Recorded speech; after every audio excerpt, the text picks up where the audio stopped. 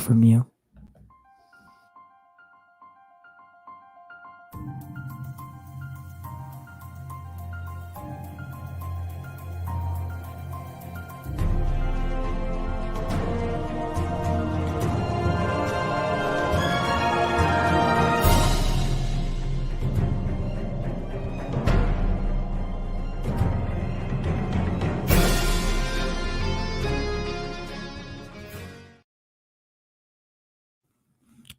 All right, welcome everybody. Doing a little differently today. Gonna do it live instead because I got a little I don't know what you call it. So I think I'm gonna be joining. So tomorrow is Deck the Halls, and what Deck the Halls is, and it's like a Us United thing. And after I had Lightcast on last night, they asked me if I wanted to join them for their panel, and I'm not sure what time that's going to be at. So I just need to be able to leave the day open. So we're going to do it like this today. Me and Jack are going to have some fun for the next hour and a half. And we're just going to talk about this, the week recapped, the recapped week in recap, however you want to say it. So Jack, if you don't mind, today, I don't know if you mind doing maybe the video game thing, and you don't have to do anime, or you can talk about that one anime that you do. Oh crap, man! I just wrote a bunch of stuff on the Dow. On the what? The Dow Jones, and I'm messing with you. Oh. Stock market. I like it. Well, on the quick dip, we talked about this game Cyberpunk, right? It was one of the most highly anticipated games ever. Wait. Don't do it yet. Don't do it yet. Oh, I thought you were going to go right. No. As in, like, I hope you don't mind doing it after, like, you're taking Justice's spot for today. So what we'll do is, we didn't have time to run it down, but what we'll do is we'll do some of the more, breaking news stories first. Then we can let you do getting into gaming, and then we'll talk some movies, and then you could talk about that anime, or we could just skip anime today. Yeah. I don't know. I never really, it's not for me. So I'm a casual fan. Yes. Very casual. So what did you come up with? What did you come up with some stories? Well, there's a lot happening right now. Without getting into spoilers about The Mandalorian, we find out that there's a new show coming out called The Book of Fett, and it will be a show about Boba Fett. We know the actor who played Jango Fett. Always have trouble pronouncing his name, but he's returning to he's playing Boba Fett in this season of The Mandalorian. Yeah. And last week was the Disney investor call. This was not mentioned, precisely because it was meant to be revealed in the post-credit scene. So even if you haven't seen the show, I'm not really ruining anything in terms of the story, but there will be a Boba Fett show. It'll be called The Book of Fett. I am curious. It seems like they're going to be setting up to tell the story after the fact, after the events of The Mandalorian. But I'm also curious if they go back in time and fill in some of the gaps of who Boba Fett is between Revenge of the Sith and Star Wars A New Hope. Yeah, I thought that was a little cool reveal at the end of that episode. I didn't get to watch it until like midnight last night, and I had my surround sound, like my home theater, because I wrapped up with Lightcast. It was that last night was supposed to be 45 minutes, and we went for 2 hours, and I didn't get to watch Mandalorian until like midnight. And I refused to watch it just like with my TV sound. So I had to have my home theater on. And my neighbors were calling me like, dude, it's 2 a.m. All I can hear is like something like gunshots. I was like, it's not gunshots. It's like lightsabers and laser guns and stuff. But it was a really great episode. Not to spoil anything yet. Yeah. If you guys... And it's hard to not have it spoiled for you because the second the episodes usually go up at midnight. you already see articles posting like, oh my God, this major moment. And you're just like, whoa, scroll. Because then you inadvertently see a comment or something. So, you know, it's hard to avoid. I hope fans get to see it. Please don't click on any articles. We have not reported any spoilers. The only thing we are telling you is that there is a new show coming out called The Book of Fett. Now, connected to The Mandalorian, here's a little bit of controversy. This is not the first time it's happened. Gina Carano has gotten in trouble for some kind of right-wing tweets. Apparently, she posted a meme that both kind of mocked the vaccine, that seemed kind of anti-vaccine, and also kind of maybe mocked the mail-in voting system. That's been a big issue in the news about mail-in voting. She's been kind of getting in trouble, and there are certain sets of fans who want her off the show. Apparently, Disney wants her to apologize. And she is a big part of The Mandalorian, and she's great in The Mandalorian. I'm of the mind that, let her believe what she wants to do. I'm just here for the entertainment. But, a lot of people, it all matters to them. But she's kind of a little bit in hot water right now. But she doesn't seem to care, so. Yeah, and I noticed that she kind of just like dismisses it altogether, and like, I'm not saying that that's not how you should handle the situation. Yeah. But I don't know. I'm kind of glad that she's not like apologizing or like changing her views, because I don't think that someone's views should necessarily conflict with the work that they do on, especially a TV show. Because, I mean, when you're on a TV show, you're literally playing someone that's not you. So it doesn't matter what your viewpoint is. Again, there are lines that you can't cross. There are things that you can't do. But, I mean, everyone has their point of views on vaccines and all that other stuff. Even T'Challa's sister, Shuri, the actor who played Shuri. So, I mean, we're not calling for her to not be Shuri. So we can't call for Gina Carano to be kicked out of. And I really hate cancel culture. So that's my view. I agree with you. Like, I think sometimes when you're a celebrity, you say something that you believe in and you get in trouble for it. I think if you apologize, it actually works against you, because then critics can double down. That is not to say we endorse her views or anything, but we're like, I think, look, I believe in for forgiveness, but if she's not sorry, she doesn't have to apologize. And you should not be getting your scientific information from actors anyway. Too many people like, oh, I listen to actors to get, whether I should take the vaccine or not. You should not be, or from us. You should be listening to scientists and doctors. But, look, I think creativity is stifled when you have people of the same mind and everything. Like, I love Clint Eastwood. I love his movies. I don't necessarily agree with his politics, but it's okay. He's Clint Eastwood. What I care about are the movies he makes. He's an excellent director. And same thing with Gina. She believes what she believes.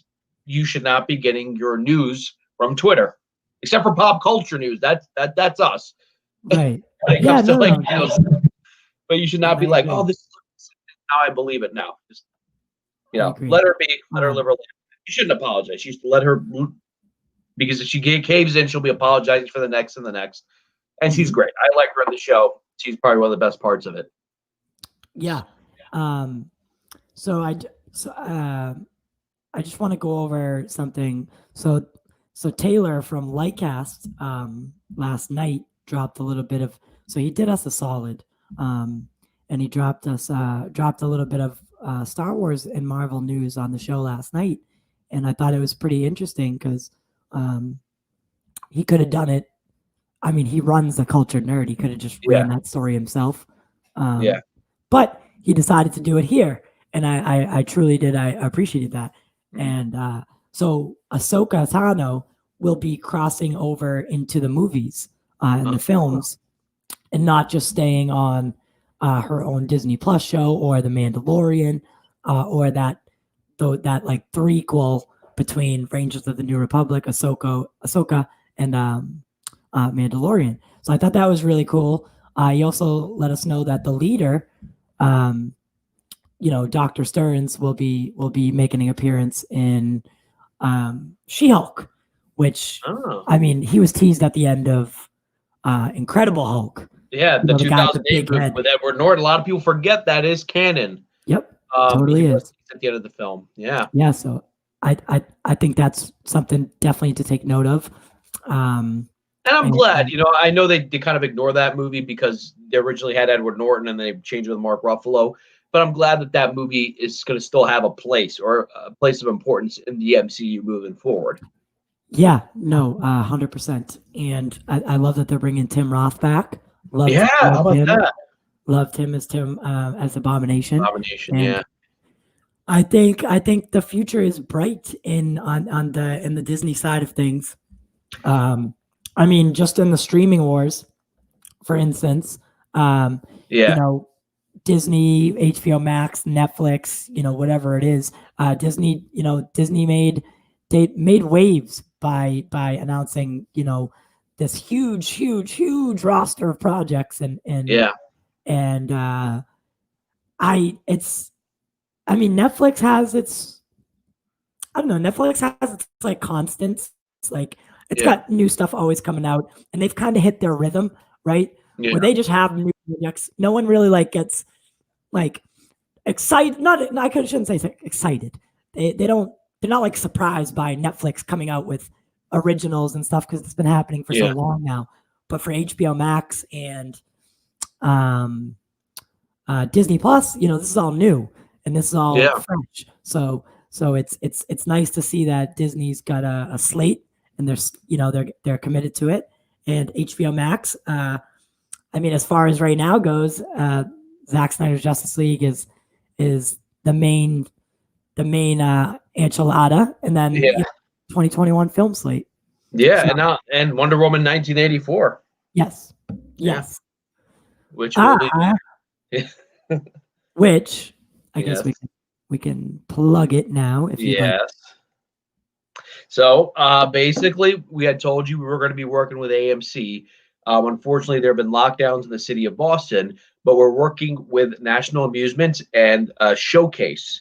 We'll be doing our live show on Christmas Day from inside the Lowell Showcase, which is a suburb of Boston, I believe. Yeah, it's a city. It's a suburb city of Boston. Okay, yeah. So that is locked in. And in fact, we're also going to be talking with their vice president of global marketing, who's going to talk to us and tell you why it's safe to go to theaters. And we're all going to be watching this in theaters.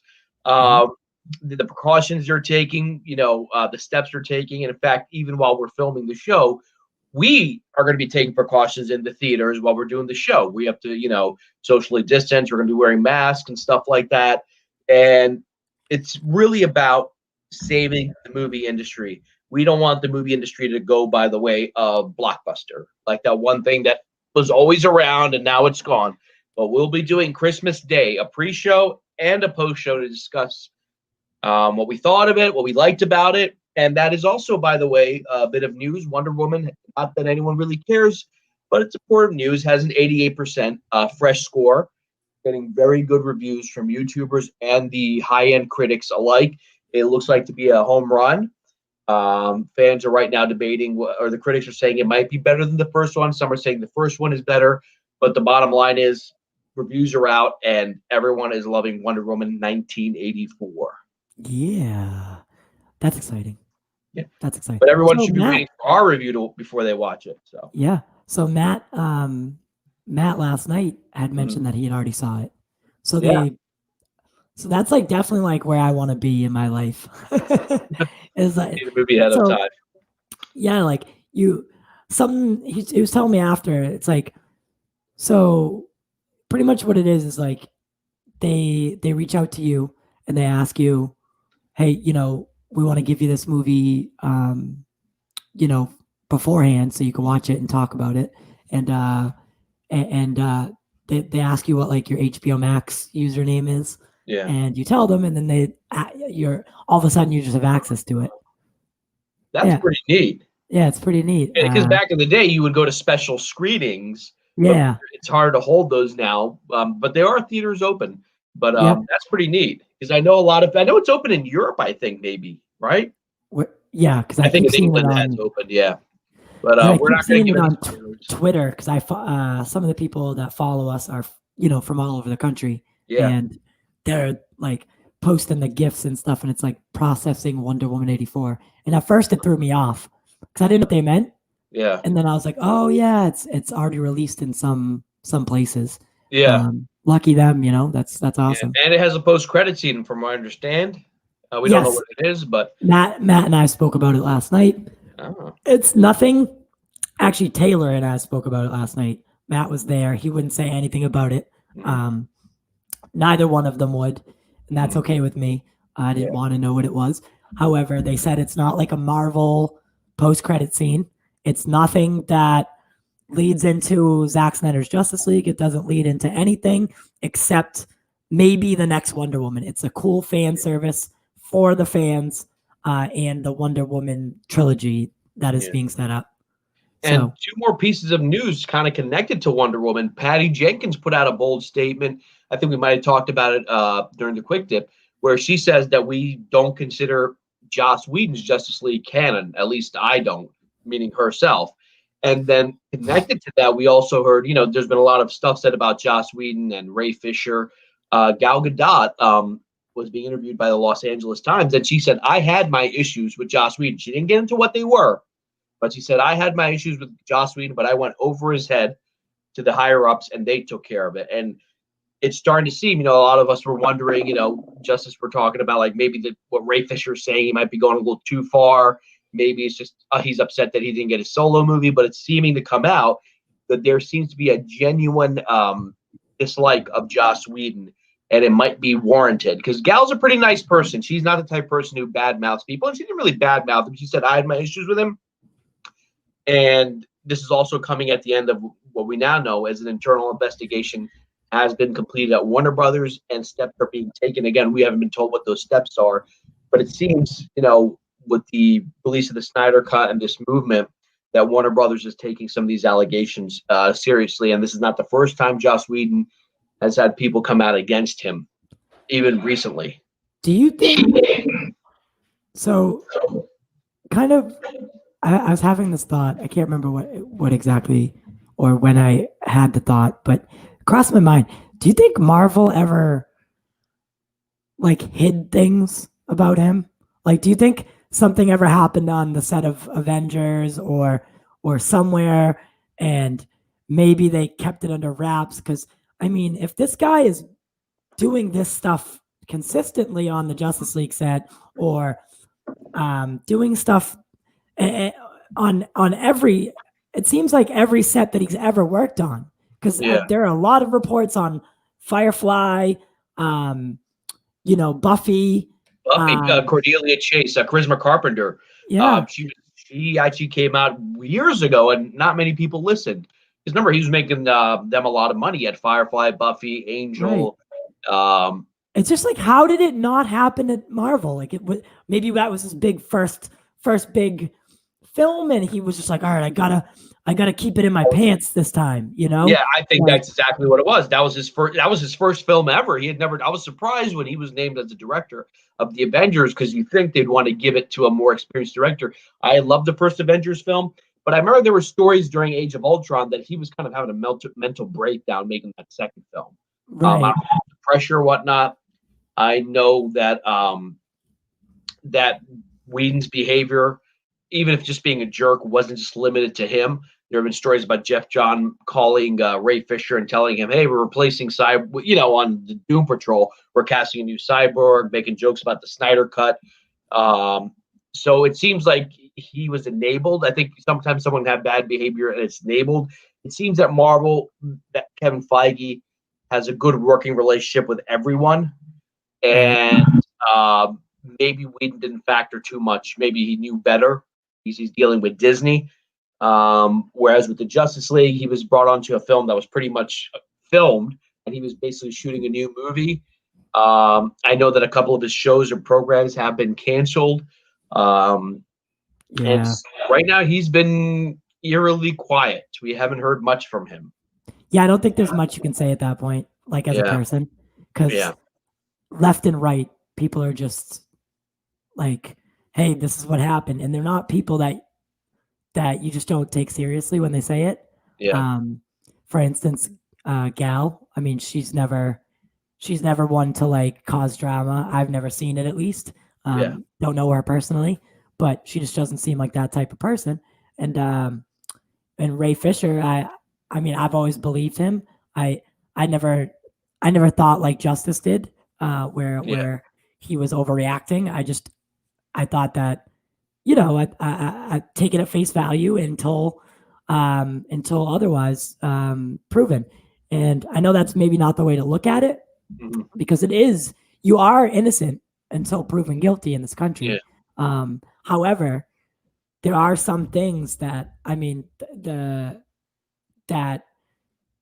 I don't know, they just add up and then they make sense. And with everything else that Joss ever been a part of, or things have been said about it, it's like you have to take that at its face value. And I really do. I think this is it for him. Very short career in filmmaking, and I don't think he'll ever get another chance. So I think he's done right now, and he was known for his TV shows. I think that's kind of done too. For canceling his shows. If he has a resurgence down the line, anything's possible. But I think for right now he's done. Yeah, I mean, he could apologize, and if it comes down to it, and for instance, I was listening to Joe Rogan one time, and Joe Rogan was saying that, if Louis C.K., because Louis C.K. came out and apologized for everything and said he had an issue, and he's working on it. And you've said it before that you're a big believer in second chances. Yeah. So at that point, if someone realizes, okay, I have an issue, maybe I did do this stuff wrong, and I will work to be a better person, then, a second chance may be warranted, but, no third chance. So, who knows? Who knows what's going to happen with that?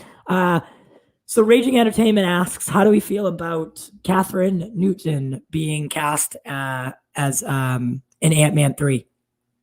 Catherine Newton, is she playing the younger Cassie, or the she recast the other the Endgame actress as, yeah, that was kind of weird. I'll be honest with you, not that I was a huge fan, but I actually liked I know it's impossible, but the little girl and Paul Rudd had chemistry. I thought she was adorable in the first one. She was adorable in the second one. That scene with her and Paul Rudd.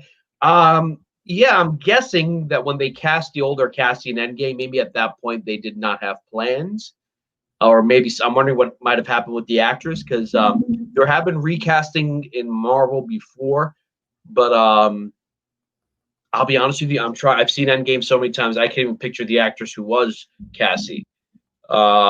She's brown hair. I can picture her, but I don't remember her face as well as I remember the young kid who was in the first two movies. I trust Marvel's decision. They're probably going to do more with that character than maybe they had intended, and they probably wanted someone. It was weird because, like, the girl that played her in Endgame, she didn't even know that they were recasting her. That's a shame. Yeah, she found out just like how everyone else did. Oh, that's a shame. Yeah, so I thought that was a little weird. But so the original girl is Emma Furman. So, and Catherine Newton was just in that movie with Vince Vaughn. Oh, Freaky? Yes. Yeah, I've been made to see that one. Yeah. Yeah, Catherine Newton also played a character in Supernatural. Yes, I thought she did wonderful in Supernatural. She had been in Supernatural since she showed up in an episode like early on in Supernatural as a young kid, and kind of grew into the role over the years.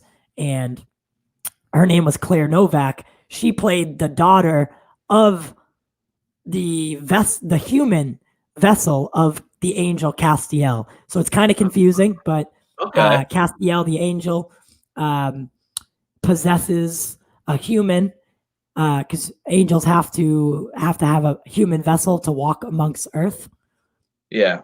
So the person that he possesses, the daughter of him, is Catherine Newton, and she was around for a while in Supernatural, and she's got some chops.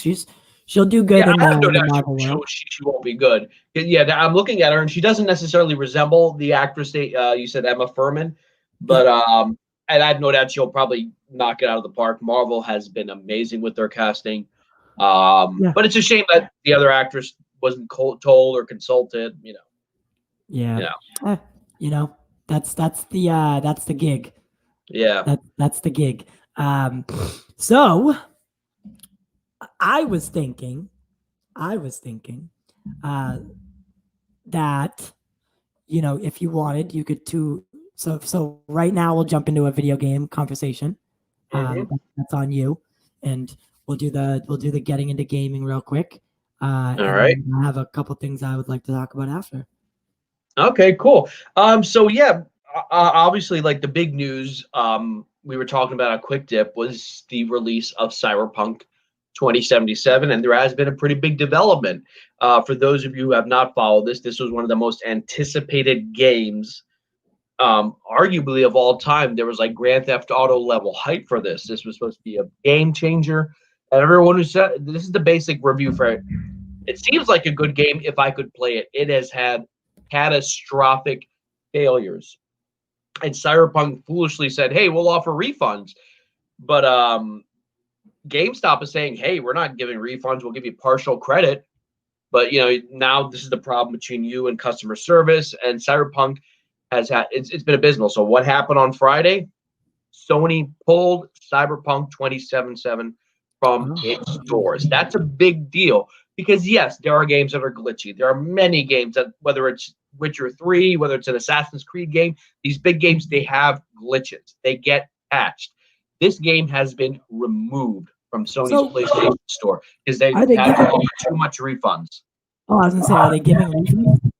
Yeah, they're giving refunds back. At least Sony is. So if you bought the game digitally, now if you bought a physical copy, you got to go deal with Best Buy, Target, GameStop, and people are having trouble. So even though the company CD Projekt Red is saying, "Yeah, we'll give you refunds," those companies are like, "Hey, you bought the game, you played it, and now you're coming back a couple days later and saying it doesn't work." What they're going to do is end up giving you another copy or partial credit. But this is a really colossal failure for what was supposed to be a monumental game from a very well-respected gaming company. This is a very light gaming company, and they did not put the effort into make good. But it's crashing, it's buggy, and all these other problems. And there's a lot of disappointment out there right now. Yeah, that's insane. So what do you think the impact of this will be for this game going in the future?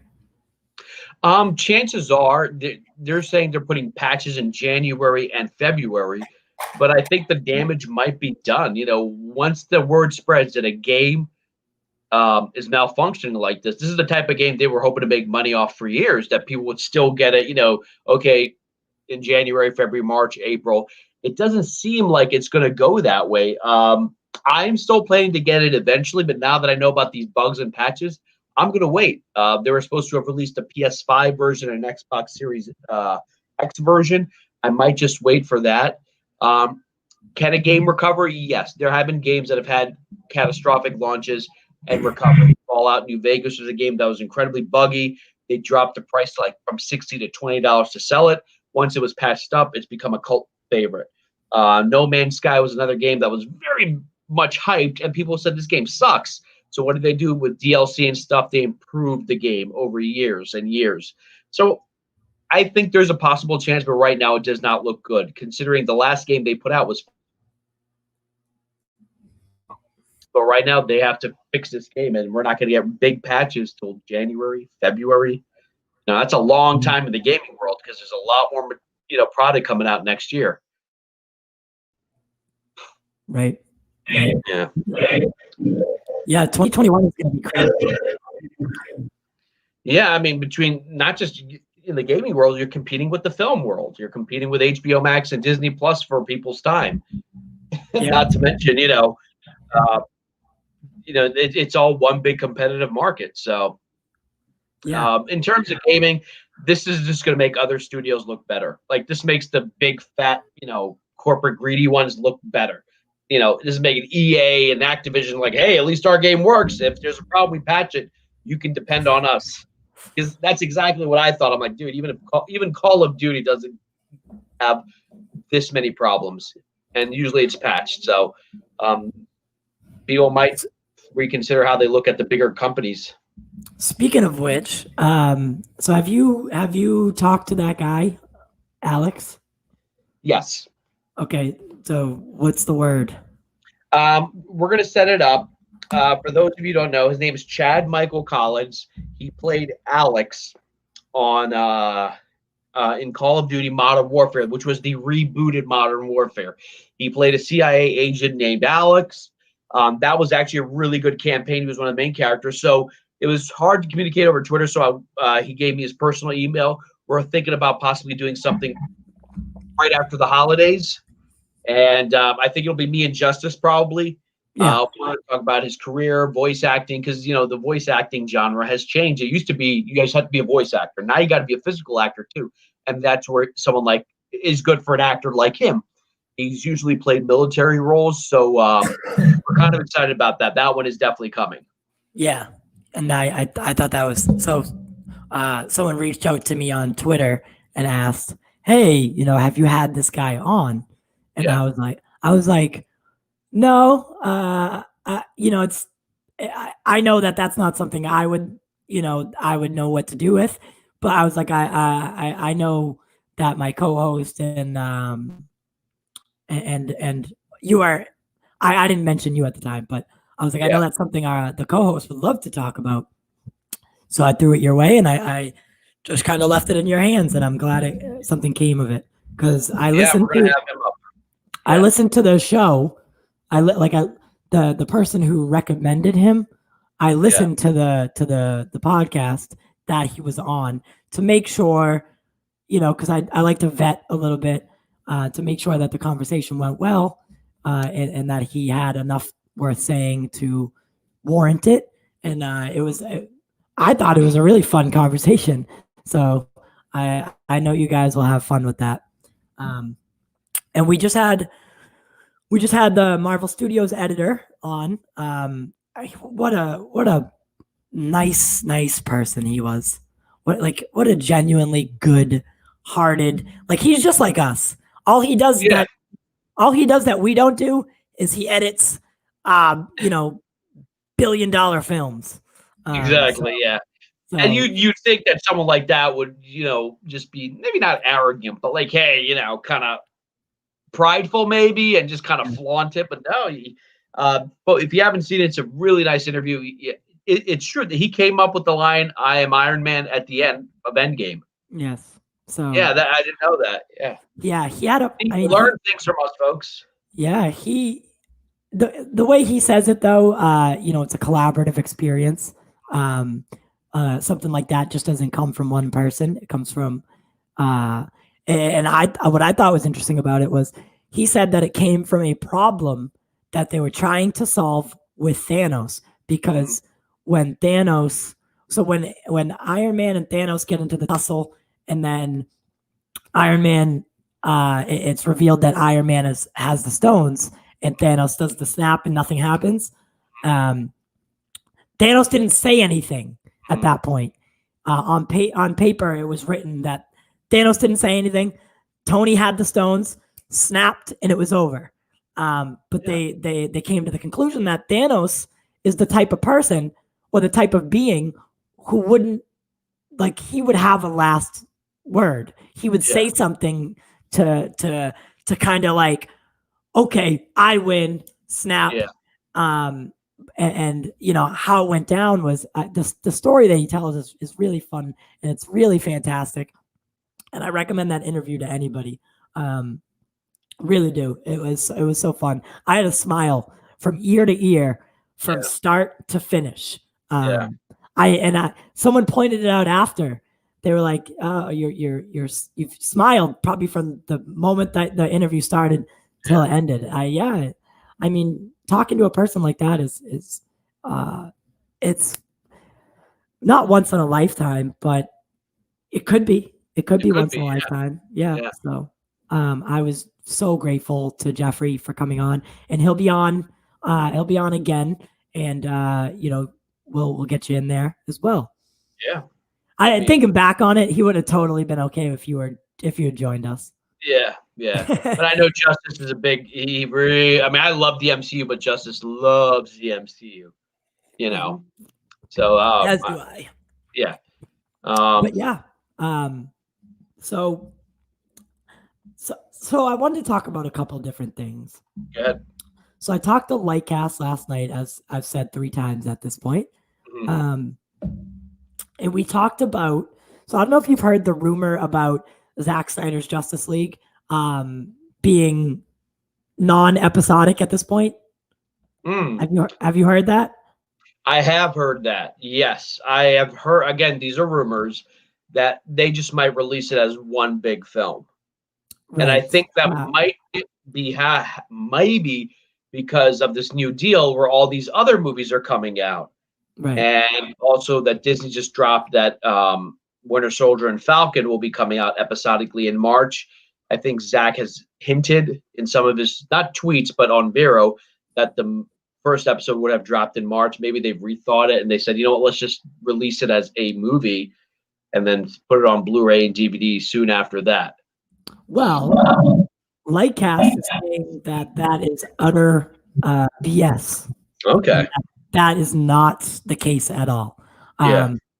So we looked into it last night on the show, and we found that where that rumor originated was from a blogging website, and it was a complete opinion piece. And someone took it as hard fact, and then all of a sudden every YouTuber was reporting on it. So the narrative changed from the original article to when it got to mainstream YouTubing. And it just goes to show you like how quick a narrative can change, because they had no credible sources on it. HBO Max has not made anything official, nor has Zack Snyder himself or Warner Brothers. So at this point, it is still business as usual, and it will come out in 4 parts, 1 hour each. And people were thinking, well, what if it comes out in theaters? Yeah, like you know what I mean? How are you going to do that? Well, you either do it 1 episode at a time, and you buy tickets for it. You buy tickets, and the ticket that you buy is good for all 4 shows, or you buy tickets individually each episode that you would like to see in theaters. Or they might just release it in theaters once the 4th episode has aired as one big movie. Right. So that was the next part. So at this point in time, I would like to get that cleared up. I know we brought it up. I can't remember when we brought it up, but at this time, it is going to be episodic. And Zack Snyder will be making an appearance tomorrow on Deck the Halls of Justice, Us United. He'll be joining. I can't remember which stream he's joining. It might be League of Mayhem. Okay. So the lineup is it runs pretty deep. It starts with Den of Geeks and ends with Lightcast, and I think that's the one that I'll jump in on for a couple minutes and say a couple words on. And there it is. And it's gonna be really fun. And Not Us United. So we're united. And you know what? As much as I want to see the movie at whole, I kind of like the idea of watching it. It's kind of savoring. It's like, okay, you have like a 4-course meal. Let's eat it slowly. I'm kind of looking forward to the anticipation, discussing an episode, instead of watching a 4-hour movie and then talking about it, watching it in pieces. If Snyder fans and DC fans have waited a long time for this, let us savor it. Let us get those 4 episodes. And I want to see what those new scenes, how they're going to fit in, what he shot, what he's filmed. And he's also working on PBS. Yes. Talk about that. Yeah. I love it. So Zach's just amazing. I love him. Him so much. I invited him to come on tonight, by the way. Probably won't come on, but that's okay. Now every single time we do a stream, I'm just gonna send him the stream login, and maybe one of these times he'll join. So it can't hurt to try. Yeah, you never know. Yeah, you never know. That's how Film Junkie got him to come on. They just kept sending him. Yeah. But the other thing that I would like to talk about is so Grace Randolph. You know her, right? Who she is? She's your favorite YouTuber, right? But it was weird. So, I know her. Yeah. Yes. So this lady's done it once again. She's done it once again. And she keeps bringing up she trashed Wonder Woman 84 mostly, by the way. She didn't trash talk it, but she said like a lot of things don't make sense or don't add up. And I just want to know, like, how is it that people follow this lady? I don't understand. It's just like how can you not see through her facade? She does this. She does what you and I do, right? Mm. However, she doesn't do it for passion. She doesn't do it because she loves it. She does it for the profit. Yeah. And it's very clear. It's so clear. And her channel has like almost 100,000 people watching it or subscribe to it. And I just don't understand why people love her so much. She genuinely contradicts herself every single time. Every single time she says something, she contradicts it somewhere along the lines. Her show is absolutely trashy. She doesn't know what she's talking about. And, I don't want to call her names or anything. It's just, you have people out here trying to tell you the truth or trying to report it the way it should be. And then you have people like her, and it hurts. It hurts. I think one of the reasons I think she has the benefit of been doing this for a while now, hasn't she? I feel like she's been doing this for maybe a decade almost, or close to it. So she's just lucky enough to have been one of those YouTubers who started doing this a long time ago and just have that. And she number two, I think she's also she's not one of the few females, but I think she's probably the more prominent females who cover this type of stuff. Yeah. I watch her occasionally. I watched her interview. She had Zack on. I watched her interview with Zack. So this is what I talked about with Lightcast last night. So why would Zack go on a show like that? And we came to the conclusion, or they let me come to my own conclusion. And they said, well, why do you think? And I was like, well, it's probably because she has almost 100,000 people that watch her. And as from a marketing standpoint, that's exactly why. He's not stupid. Yeah. He might not like her, but he's not stupid. Yeah. And I don't even think Zack is the type of person who would hate someone. Like, it's smart. She's been around forever. I mean, she used to pop up. I remember, years ago. What's her thing called? Beyond the Trailer? Is that what it is? Beyond the Trailer, yeah. I remember seeing those like years ago. And she's just always been like, there. So maybe in her own way, she's just sort of kind of become like this elder statesman. I'm not talking about her age, just as someone who's been doing it a long time. Yeah. But she's not like my go-to person, No. Unless But it was weird. Sorry. God. Yeah. No, I hear you. I just wanted to bring that up. She just aggravates me. So, did you know that Chris Evans was cast in Don't Look Up? No, I did not.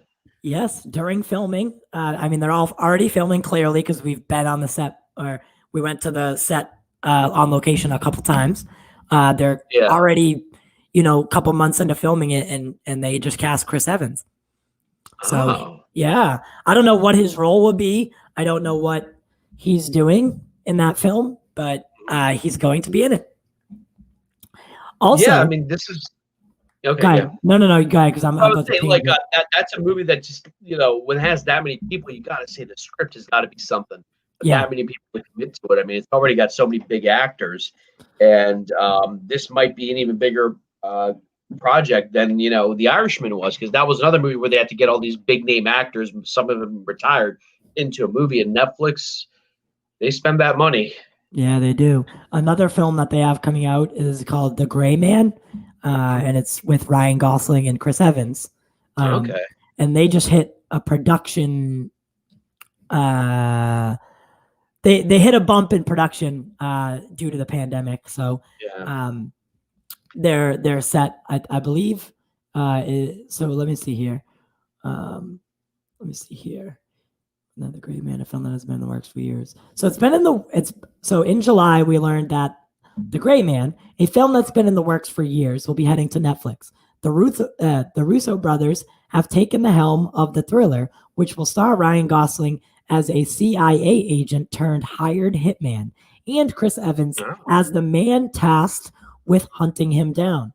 The Gray Man was originally scheduled to begin production in January 2021, in part thanks to a hefty tax credit from the California State Film Commission. According to Variety, sets for the film were being constructed in the Long Beach area. However, production has been, refreshed on me. Production has been delayed due to the rising number of COVID-19 cases in California. California is getting slammed.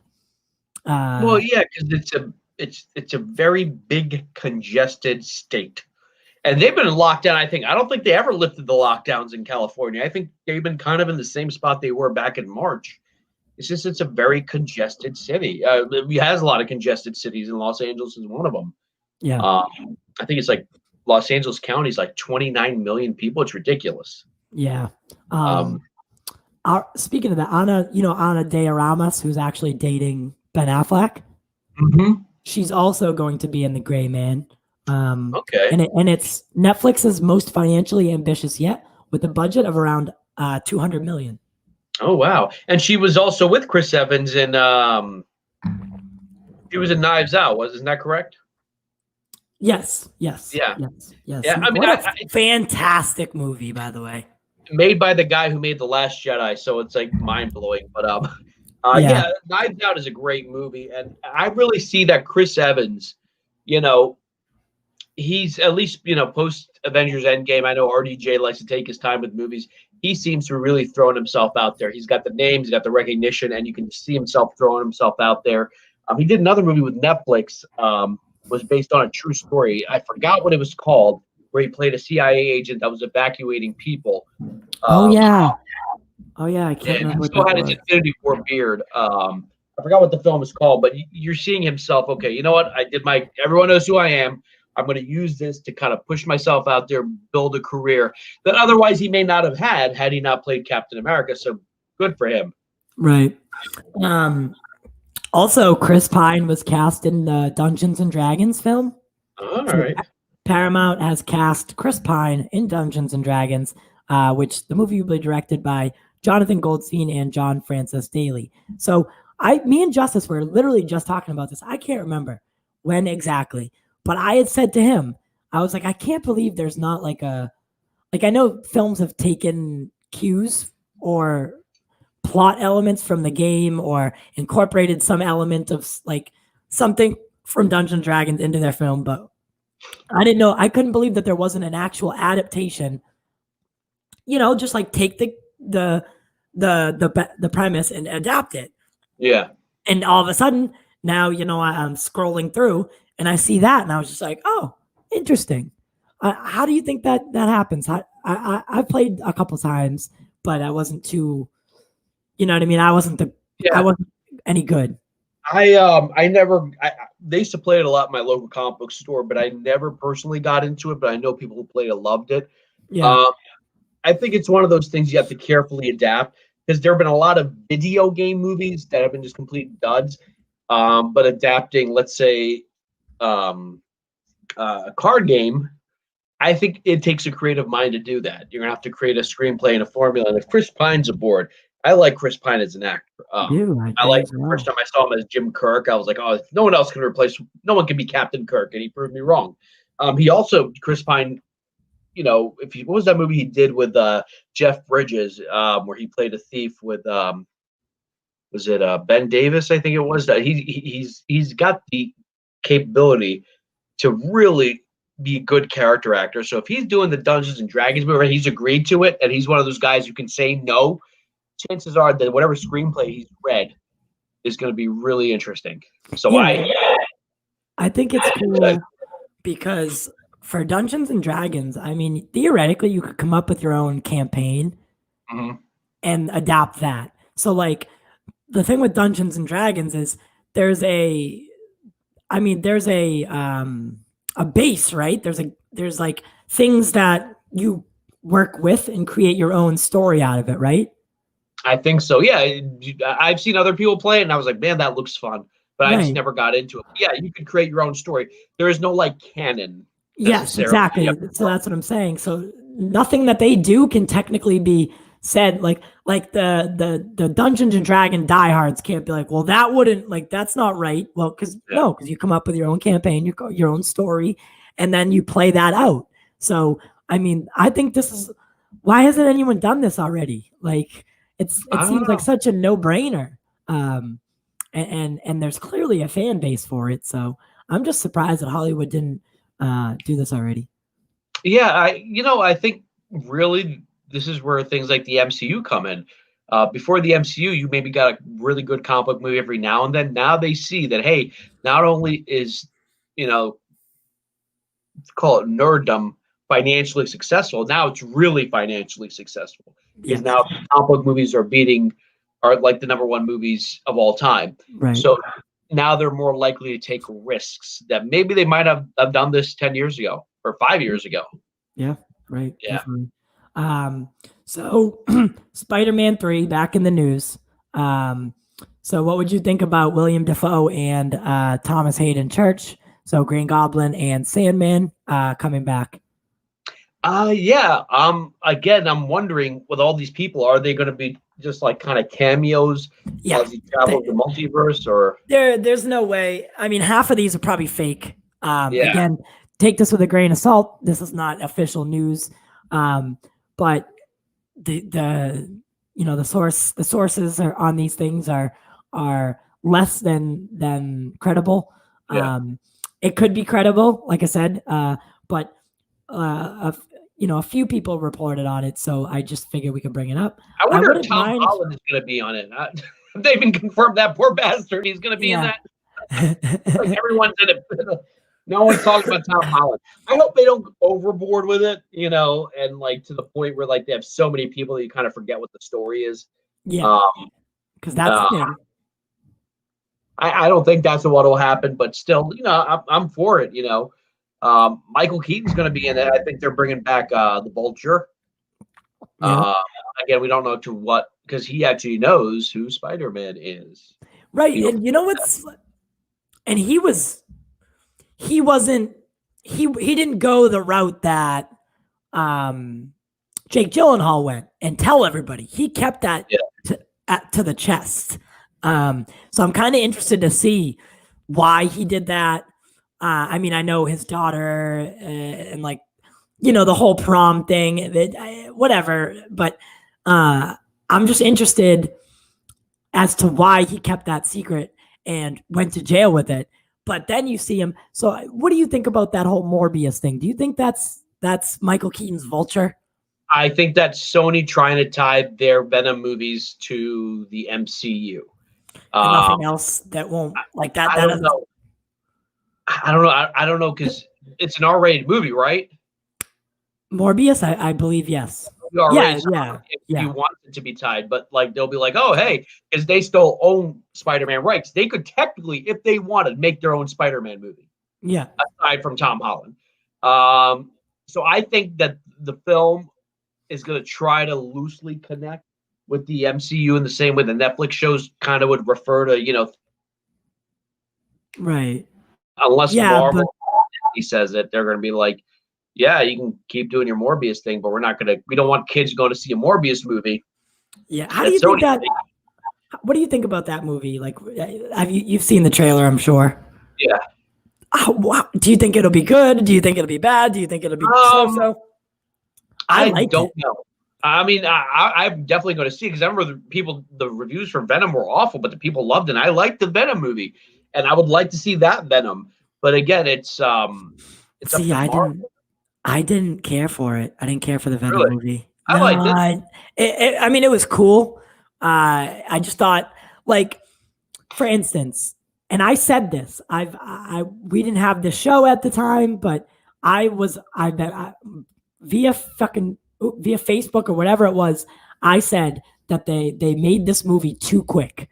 By the time I had heard that it went into pre-production, to the time that Tom Hardy came out and was like, I have a trailer, to the time that it released in theaters, there was like 6 months, 7 months maybe. And as we learned from Jeffrey the other day, that's not enough time to make a movie. Not a good one. I'm not saying it was a great movie, but I liked it. I only saw it once, and I saw it again. I was on TV. It's not a movie I own. It's not one of the I buy almost every Marvel movie. Every Marvel, in fact, I've every MCU movie, and even some bad DC ones. But that's not what I was like. I can't wait to buy that. I liked it. I enjoyed it. Whatever. I like Tom Hardy as Venom. I don't know what Morbius. I hope you're right. It felt like that was a rush film because remember they announced it, and suddenly you're right. There was like a trailer out. I'm like, oh, that was quick. Yeah. Venom reminded me. I don't know if you ever saw Spawn, the 1996 film Spawn. Yeah. Which is not a great movie, but it did the story right. But, are you talking about which one are you talking about? So there was the animated series, and then there was a live action movie with Michael Jai White. And which one are you talking about? The live action film. Okay, yeah. Where no, I did not. Okay, see that. so it's not a well made movie, but it actually did the story beats right. And there were parts of it that were good, like Michael Jai White as Spawn. People liked him as Spawn. The movie, it's John Leguizamo played the Violator. It hit enough beats where it does have a cult following, but it was not a good movie. Does that make sense? Yes. It did in its own way respect the source material. It was an R-rated. Actually, it was PG-13. They released an R-rated version. But I would compare Venom to Spawn. That's a movie that I do own, and I will occasionally watch every now and then. It's not one of my favorite. It's not even my top 30. But as for Morbius, I don't know. We'll see. Yeah, we shall see. I'm just interested, if that Vulture scene, if that is Vulture, he had the same characteristics as Vulture, that, quirky, I think he says, "What's up, Doc?" Giving up. What does he say? "What's up, Doc?" Giving up being the good guy or something like that. Yeah. So, there's the same quirks that Vulture had, or that same snide attitude that Vulture had, but he may very well be that Vulture, and the MCU may decide to Disney might decide to ignore it. You know what I mean? Yeah. And by the way, Michael Keaton is going to be both in the Marvel multiverse and the DC multiverse. Yeah, we Justice and I, the way we put it was Michael Keaton is the only person in the world that transcends the multiverse. Doesn't matter which multiverse you're in, what universe you're in, he's always constant. He remains constant, just whatever character he's playing. So he goes to the Batcave and puts on his Vulture outfit, and then goes back out. So I don't know. He's quite the quite the man. But I'm glad to see Keaton around. I've always enjoyed his films. I've been a big fan of his films. He did a movie recently called American Assassin, where he played with the young guy. Yeah, I can't remember what his name is. With the kid, the Maze Runner kid. Yeah, it's the kid for the Maze Runner. I don't know what his name is, but in that movie, he plays this really brutal, I think he's a special force. He trains special forces. If he brought that to an angry older Batman and Flashpoint, how cool that would be. Just that intensity, he still got it. Oh, Dylan O'Brien. Dylan O'Brien, yeah. Yes, Dylan O'Brien. But yeah, if you brought that intensity, that would be awesome. Yeah.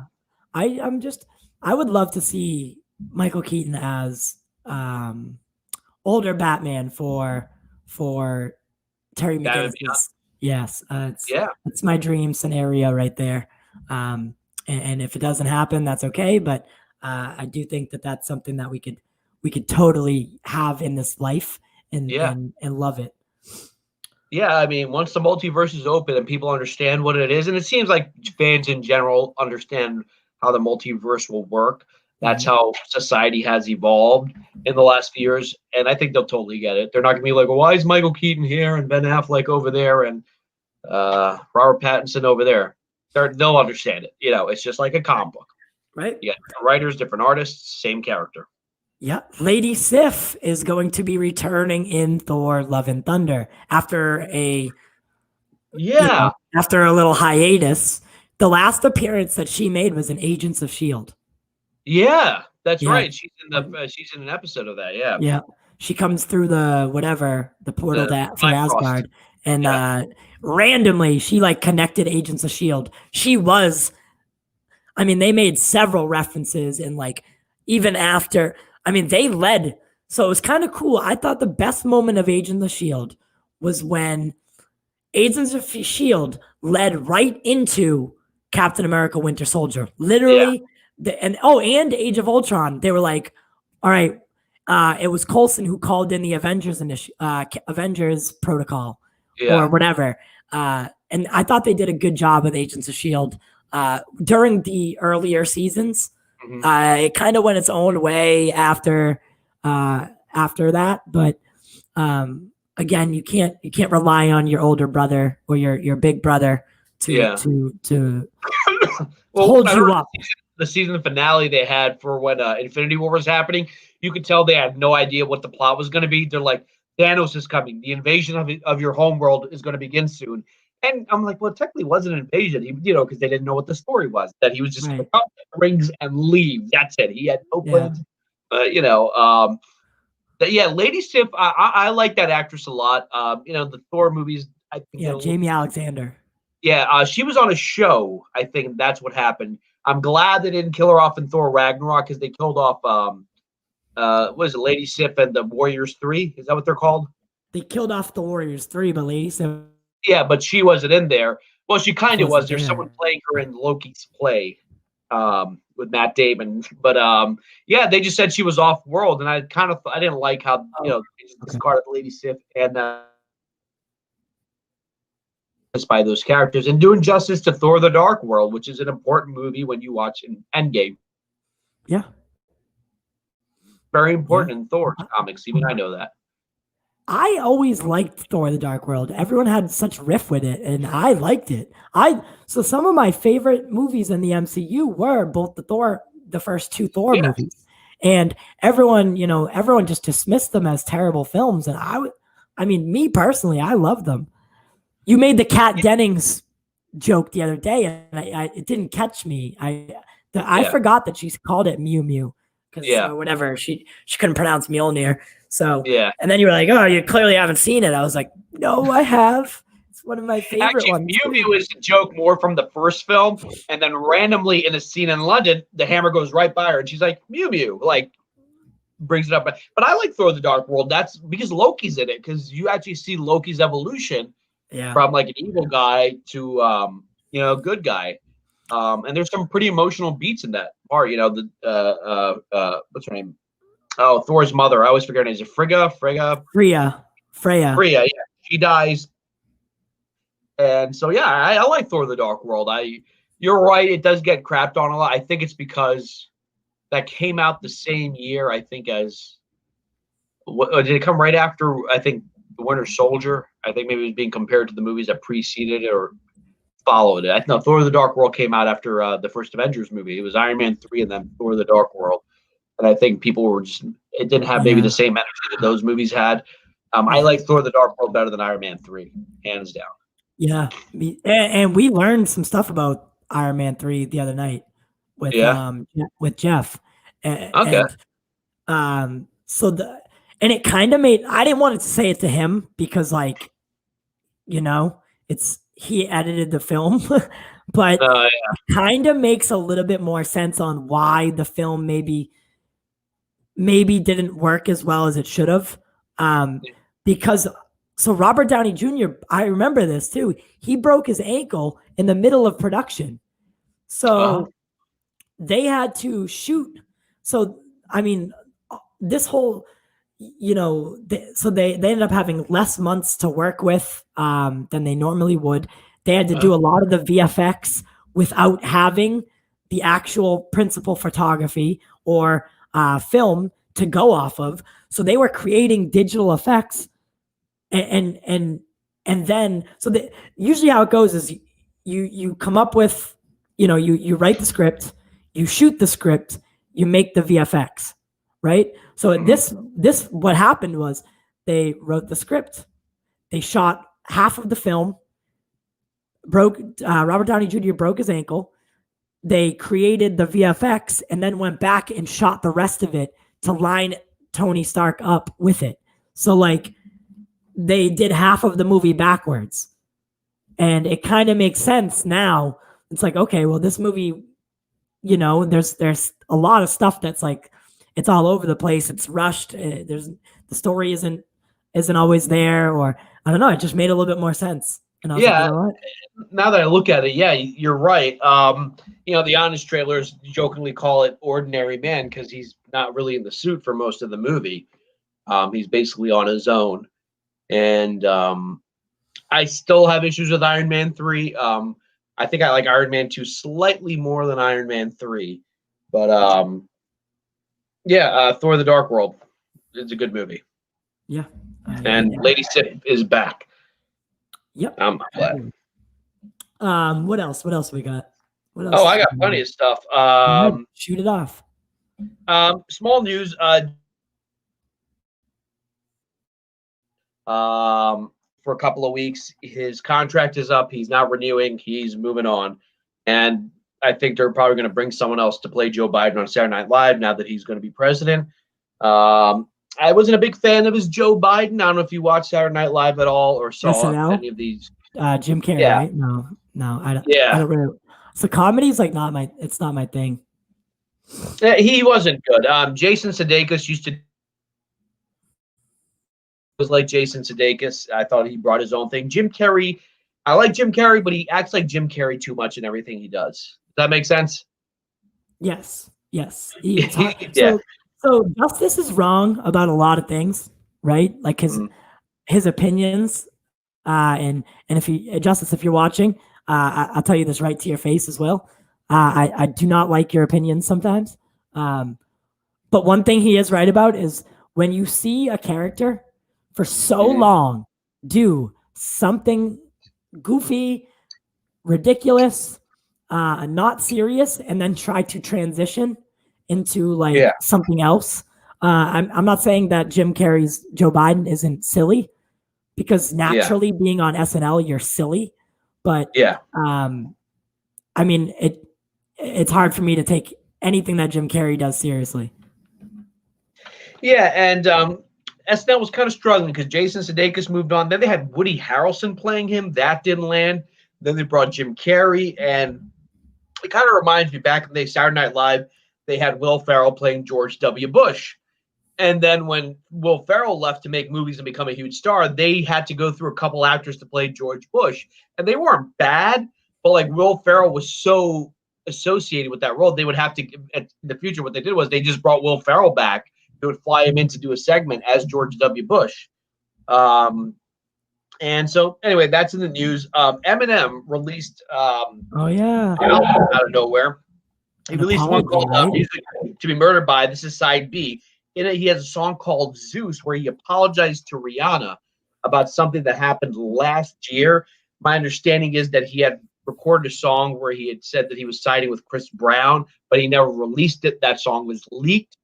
And so on this album, he apologizes to her in the song Zeus. I haven't heard it. I have not been a big fan of his last two albums. I did not listen to side A of Music to Be Murdered By. I don't know if you listened to that. Side A? It was different sides?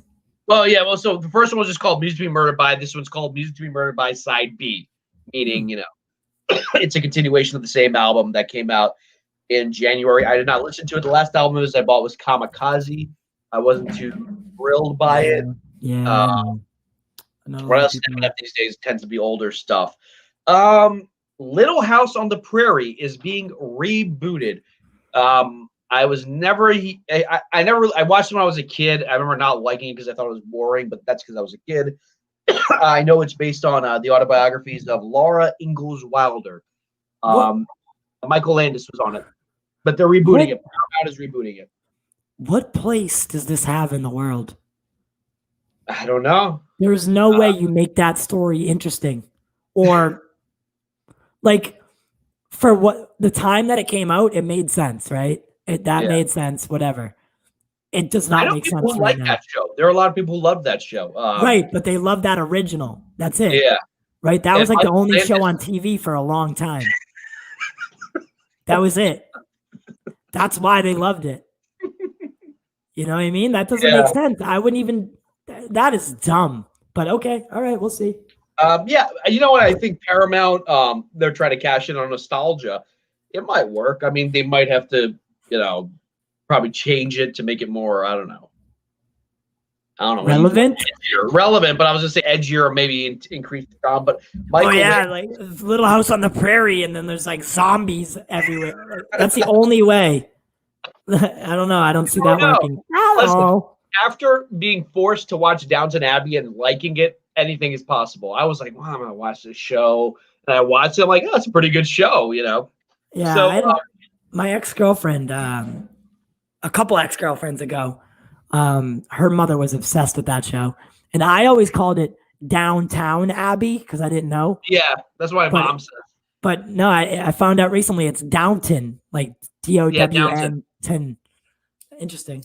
Hey, you know what else is getting rebooted that I don't think should be getting rebooted, and I am kind of biased, is Walker, Texas Ranger. Yeah. And Sam from Supernatural is in it, so he's playing the Texas Ranger Walker, and I'm not sure, man. I'm not sure how that's gonna work.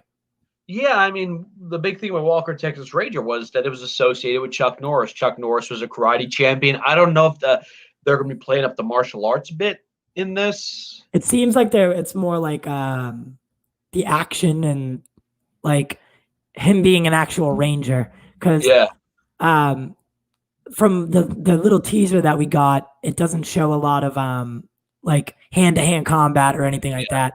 It shows like a car chase at one point. And it'll be filled with drama. Yeah. Well, you know how CW does, but like yes.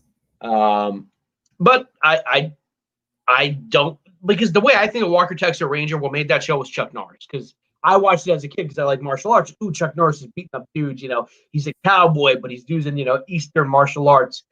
Right. I don't know if that'll work. Maybe there's an audience for that. And, the actor is talented. I don't know. Yeah, I think they're banking on the Supernatural fandom. Oh yeah. Just continuing, you know what I mean? Like just converting over because, he's in it. I really do. I think that's the only way it works is if they can convert the Supernatural family. Like that's what the Supernatural audience is literally called, the Supernatural family. So there you go. If they can convert them, that they'll be successful, but if they can't hold them, because they'll be able to get them for that first episode, but if they can't hold them, then they're going to be in serious trouble. CW also is in the news today, getting a lot of hate. A lot of hate. They on Twitter, it was trending today. Our voices or something like that. Our voices matter. A lot of Supernatural fans are saying that the CW didn't give enough time to the lesbian or the LGBTQ community, and killing off a lot of those characters without, giving them good arcs. So I don't know. See, people are calling for a boycott of CW. So the Supernatural family's already turning on them.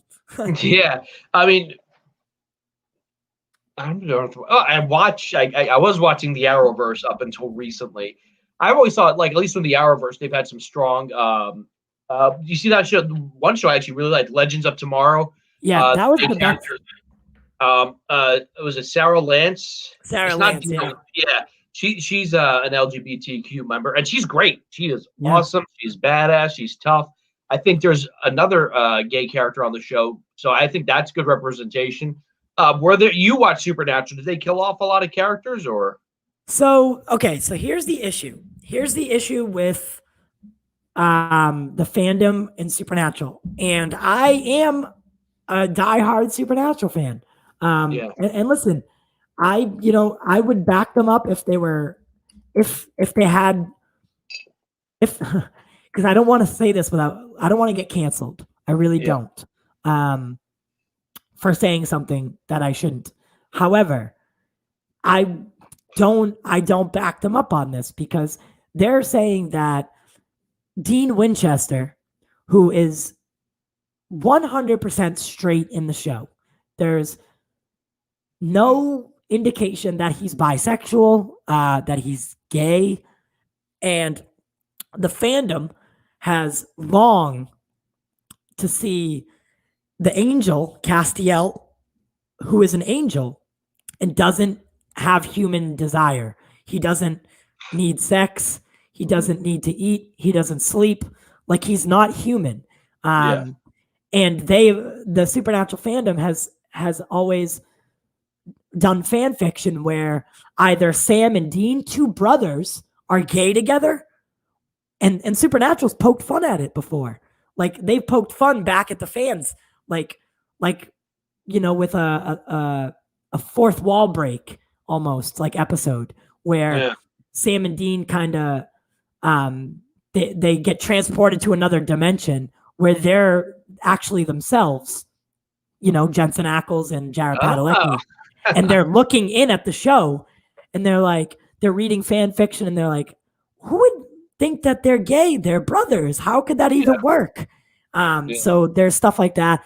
And then the fans have always wanted Castiel, the angel, to be bisexual with, or gay, have gay ties with Dean, who's a straight man. And now today they're saying that they don't get a voice, or they don't have a voice, and that Supernatural never did justice to something that they never planned on doing. Mm-hmm. It was completely fan made. Like, that was fan fiction. That was not actually canon. So I'm just not sure what's going on.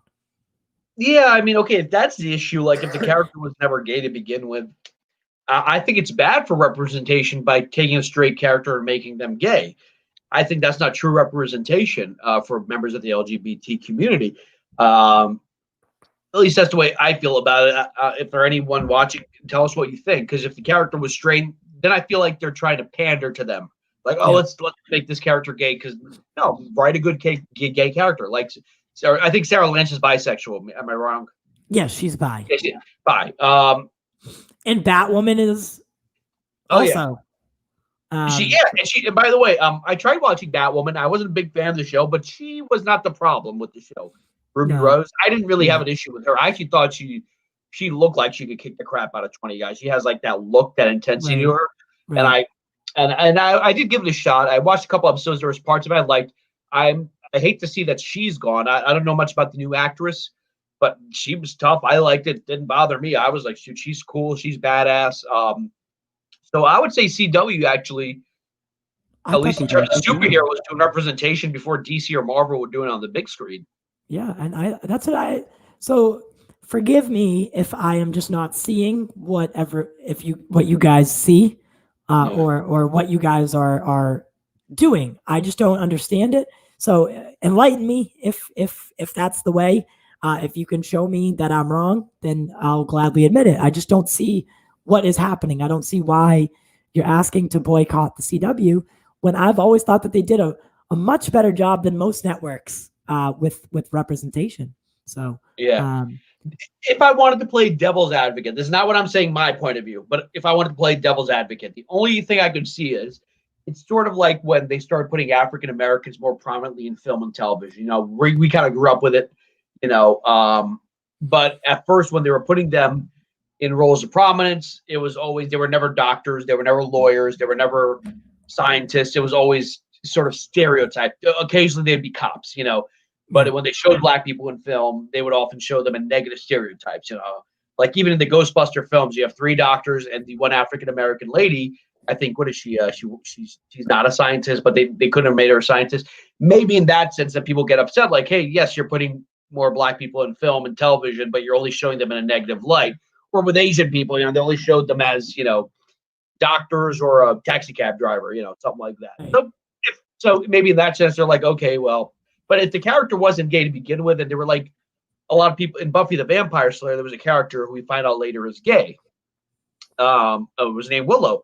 But there were hints in the previous season, kind of signals showing that the character might be gay, but they had to wait for the right time to, reveal that in the show. So that's a different thing, because there were hints that the character of Willow, played by, I always forget her name. She's in How I Met Your Mother. She's Marshall's wife.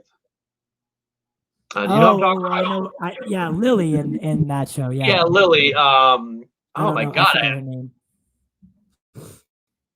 But there were hints in the show that she was gay.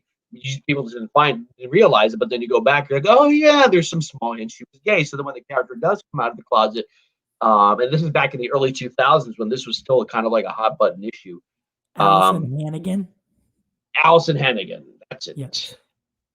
Allison Hannigan, yeah. So I'm sorry, I was looking at that.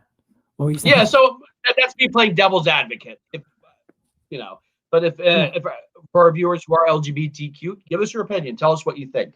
Yeah, I'm always open to see how see it from the other side. Or obviously, I have my views.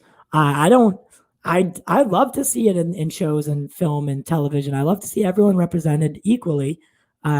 I understand that it hasn't been that way always, and it's 2020. I don't think that should be a thing anymore. I have stood with Ray Fisher since the beginning, whereas my African American co-host hasn't. So I do think that I am very open to anything and equality for all.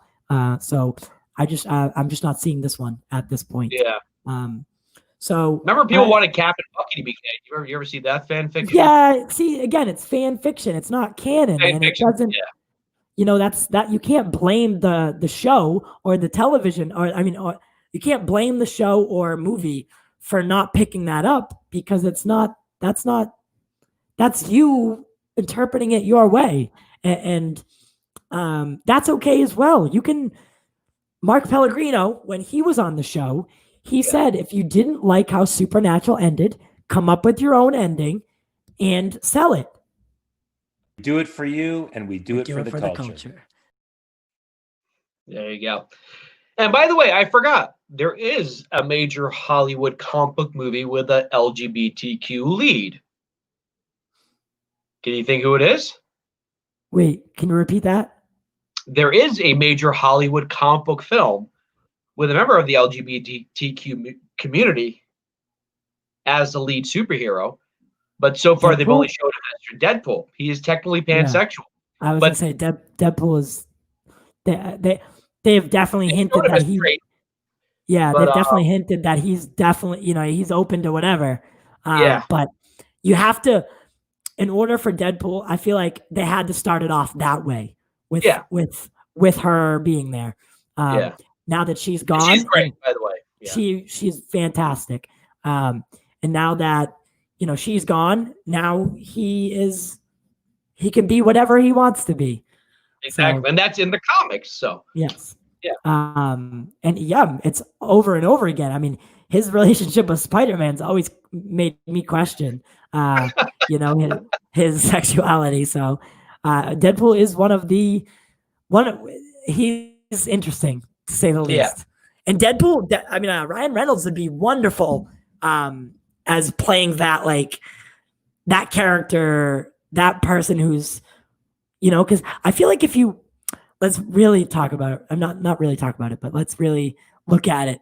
Like, when you see or hear Ryan Reynolds, he could pass as not straight. Yeah. He has that, like, flamboyancy to him, and he's perfect for Deadpool. We've always said that. They share the same height, build, birthday, everything. Yeah. So I I love Deadpool, and he's a Yeah. great character to do that with. This is an interesting one. Quintessa Swindell cast as Cyclone in Black Adam, and that is Yes. taking. So that kind of goes with what we're saying. So they took a predominantly white character, a white ginger character, and she'll be now played by an African American. It was Quintessa. She was in something. Was she in? Let me look it up. I remember her.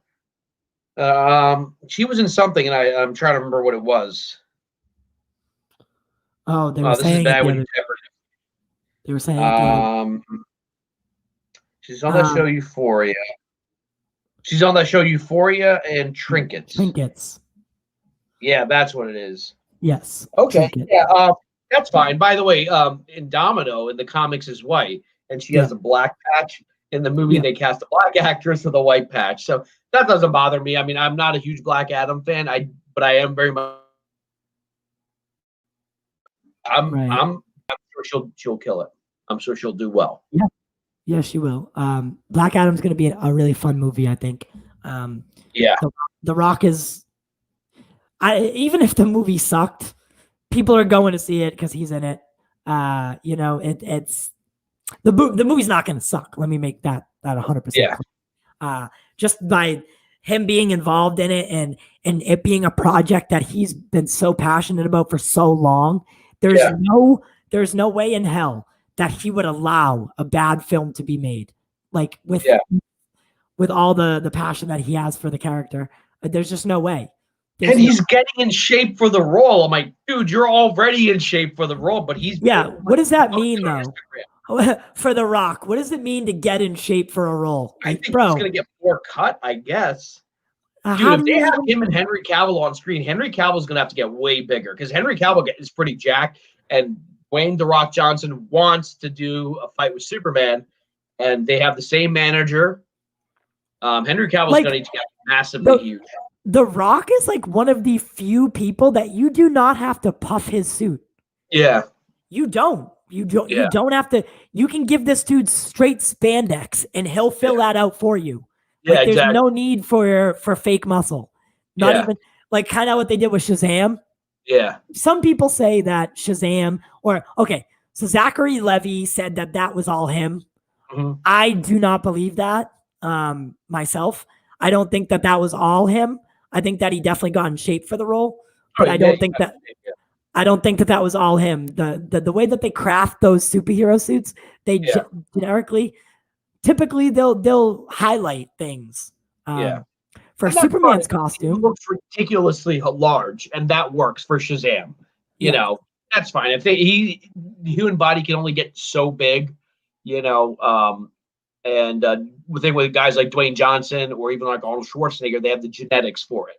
They can do that. Not everyone can. No matter how much you lift, how much you eat, you will never get that big. It's because it's genetics. So, look, he's great as Captain Marvel or Shazam as Shazam. Marvel. He was in the best Captain Marvel movie that year. So if they had to pat him up a little bit because he posted gym shots and the dude got it. You ever see that show he was on? What was it called on NBC? Chuck. Or something. Chuck, yes. It doesn't even look like the same guy. No, it doesn't. Yeah, and Zachary Levi battled depression and mental, a really heavy depression. And when he got the role of Shazam, he almost didn't take it because he didn't think that he was worthy of it. Wow. But they got him to end up doing it. And he said it saved his life. So that's great. He's a nice guy. You can tell, like he's, in his interviews with what's his name, Asher Angel, the boy who plays Billy Batson. Yeah, you can tell he's got great chemistry. And it's a shame that movie made money. It didn't make big money. I think it made like 150 million. But that was a very underrated comic book film. I have enjoyed watching that movie many times. Every time it's on HBO, I'm like, let's let it play. I wholeheartedly agree with you. Because I think that if Shazam were to come out after Wonder Woman 1984, it would kill, and it would do so much bigger money. It's because it came out at the time that people were like shaky on the whole DCEU kind of thing. I think if it came out now, would wipe the floor. It's a good movie. Like, and there's heart, there's soul. I think it's, if you compare it to even the most Marvel movies, and I like the MCU, I think it's better than the average Marvel movie. I thought the casting was dead on. Even the little kids I thought were perfectly cast. And Mark Strong, I thought he was a great villain. Like, he kind of hammed it up with the kind of like, I want to destroy you and rip out your soul thing. And he's like, I can't hear you. Yeah, that's a fun movie. I would love to see, I know Henry Cavill was not in it, even though Superman was. Those two characters in in a future film, whether it's Justice League 2. I would love to see more Shazam. What do you think that Justice League 2 will be? What do you think that Justice League 2 could be? Do you think it will be Zack Snyder's Justice League 2, or will it be the DCEU Justice League 2, where it's back to film? And like, which way do you think that this is going to go? I think it all depends on the reaction to Justice League, the Snyder Cut. Because I'm already prepared for critics to trash it because they've done it with his previous films. I'm also ready for aggressive Marvel fans saying, they're already saying, oh, it looks like the same movie, that type of negativity.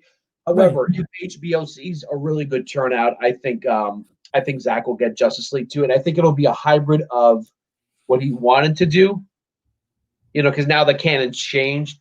What he wanted to do mixed with what they could, you know what I mean? Like, he can make a new Justice League 2. Yes. That has elements of what he wanted to do, and then elements like he can bring in Captain or Shazam. Like, he's called Captain Marvel in the comics, but to bring in Shazam and do it that way. I want to see Zack Snyder's Justice League 2. I hope that's on the table. I know that Warner Brothers is waiting for March. They're waiting to see how this goes. Yeah. But I think they, the fact that he's also working on Batman versus Superman, they're giving him money to like restore the original aspect ratio. Some fans have even suggested that when he said you'll be able to see more, he might put in some extra footage that was taken out. I don't think Warner Brothers would have done that unless they've seen strong numbers, whether it's subscriptions, whether it's algorithms, whether it's traffic. I wouldn't be surprised if they've seen an increase of subscriptions now since they've announced. I think it's on the table. I think it's his to take. Yeah. Batman vs. Superman Ultimate Edition now. Yeah. I guess they would call that the director's cut, because there's a Watchmen director's cut and the Watchmen Ultimate Edition. Yeah, no, it would definitely be the director's cut. Yeah. And no, I'm all for it. I'm all for restoring Batman vs. Superman. I don't see necessarily the aspect ratio, I guess, is really what the main focus is. But to me, it's a beautiful film. Even Jeffrey, the Marvel editor, said that he saw Batman vs. Superman 3 different times. He saw it in DCP, so just like your regular theater. Yeah. Or is it DLP? I can't remember what the regular one is. He saw it in like regular theater. He saw it in IMAX, and he saw it in 70 millimeter. And that's really the 3 ways to see a film. Yeah. And he said the IMAX version, like, it's incredible how that movie feels different each way you watch it. So like, if you were to watch Batman vs. Superman in just a regular standard theater, it's pretty, it's gorgeous. It's a good looking, it's a great film. But when you transition, you see that movie in IMAX, it's a completely different look, and you see more, you feel more. It's just a better film. And the Ultimate Edition definitely. I want to see the Ultimate Edition in IMAX, because I saw the theatrical version in IMAX, 2D IMAX, and I think they know that we will go see this, in IMAX. I think right now Wonder Woman is going to be a big test. They want to see how many people see Wonder Woman in theaters. And if that does well, they'll be like, hey, let's put out older movies. Let's put out Batman vs. Superman. That has a cult following. We'll make some extra money and add that, to the revenue. Yeah, unfortunately, unfortunately, we were gonna go see Wonder Woman in IMAX at AMC. Showcase does not do IMAX, but they have their own version of it, and it's called XP. No. Yeah. Yeah, right? X Yeah, it's plus. called X plus. X Sorry. Plus. Yeah. X plus. So we'll see it in X plus. It's the same ratio as IMAX. It's just it doesn't have the IMAX brand.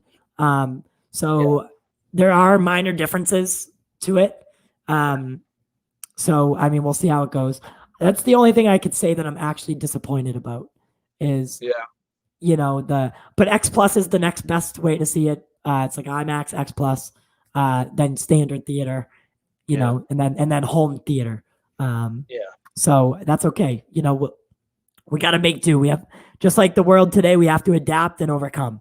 Yeah, and listen, it's been hard to get this done because movie theaters are closing. We had it all locked down with AMC, and all of a sudden the mayor locked down the city, and there's nothing you can do about it. And all those workers, are basically losing their job during Christmas.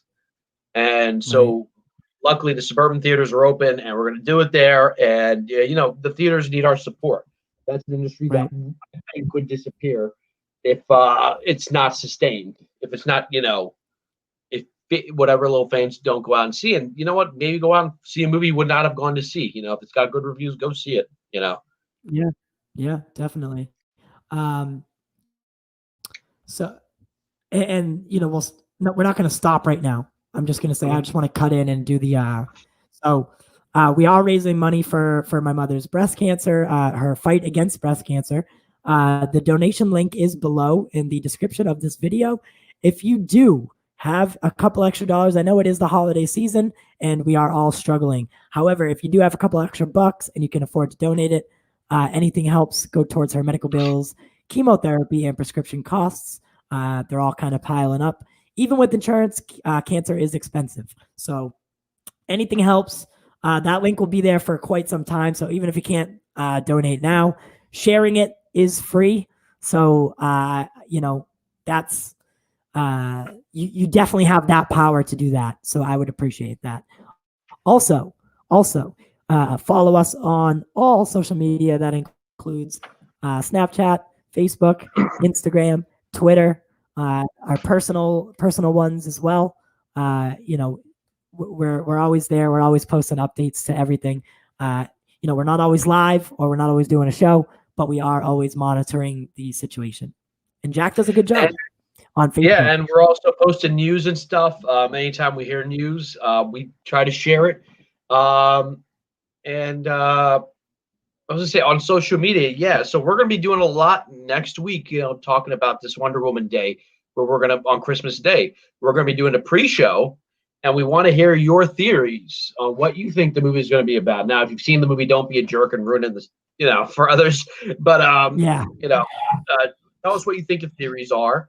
Then we're gonna do a post-show from the theater. It's the Showcase Cinema Deluxe in Lowell. Yes. And we want to hear from you guys, and I think we're the only podcast that's doing this. It took a lot of hard work, but we're following the social distancing guidelines and code restriction guidelines that Showcase has put out there, and this will be done safely. So it's not like we're going to be in, putting anyone in danger or anything like that. But I think they're taking a lot of precautions. We're going to have an interview with you for you guys to watch with their global VP. And they'll tell you why cinemas are safer now. And I've been to the cinema during COVID. It's much safer. You've been to the movies. It's not like people are scrunched together. You've been 3 times. And, they're very much are aware of keeping us safe.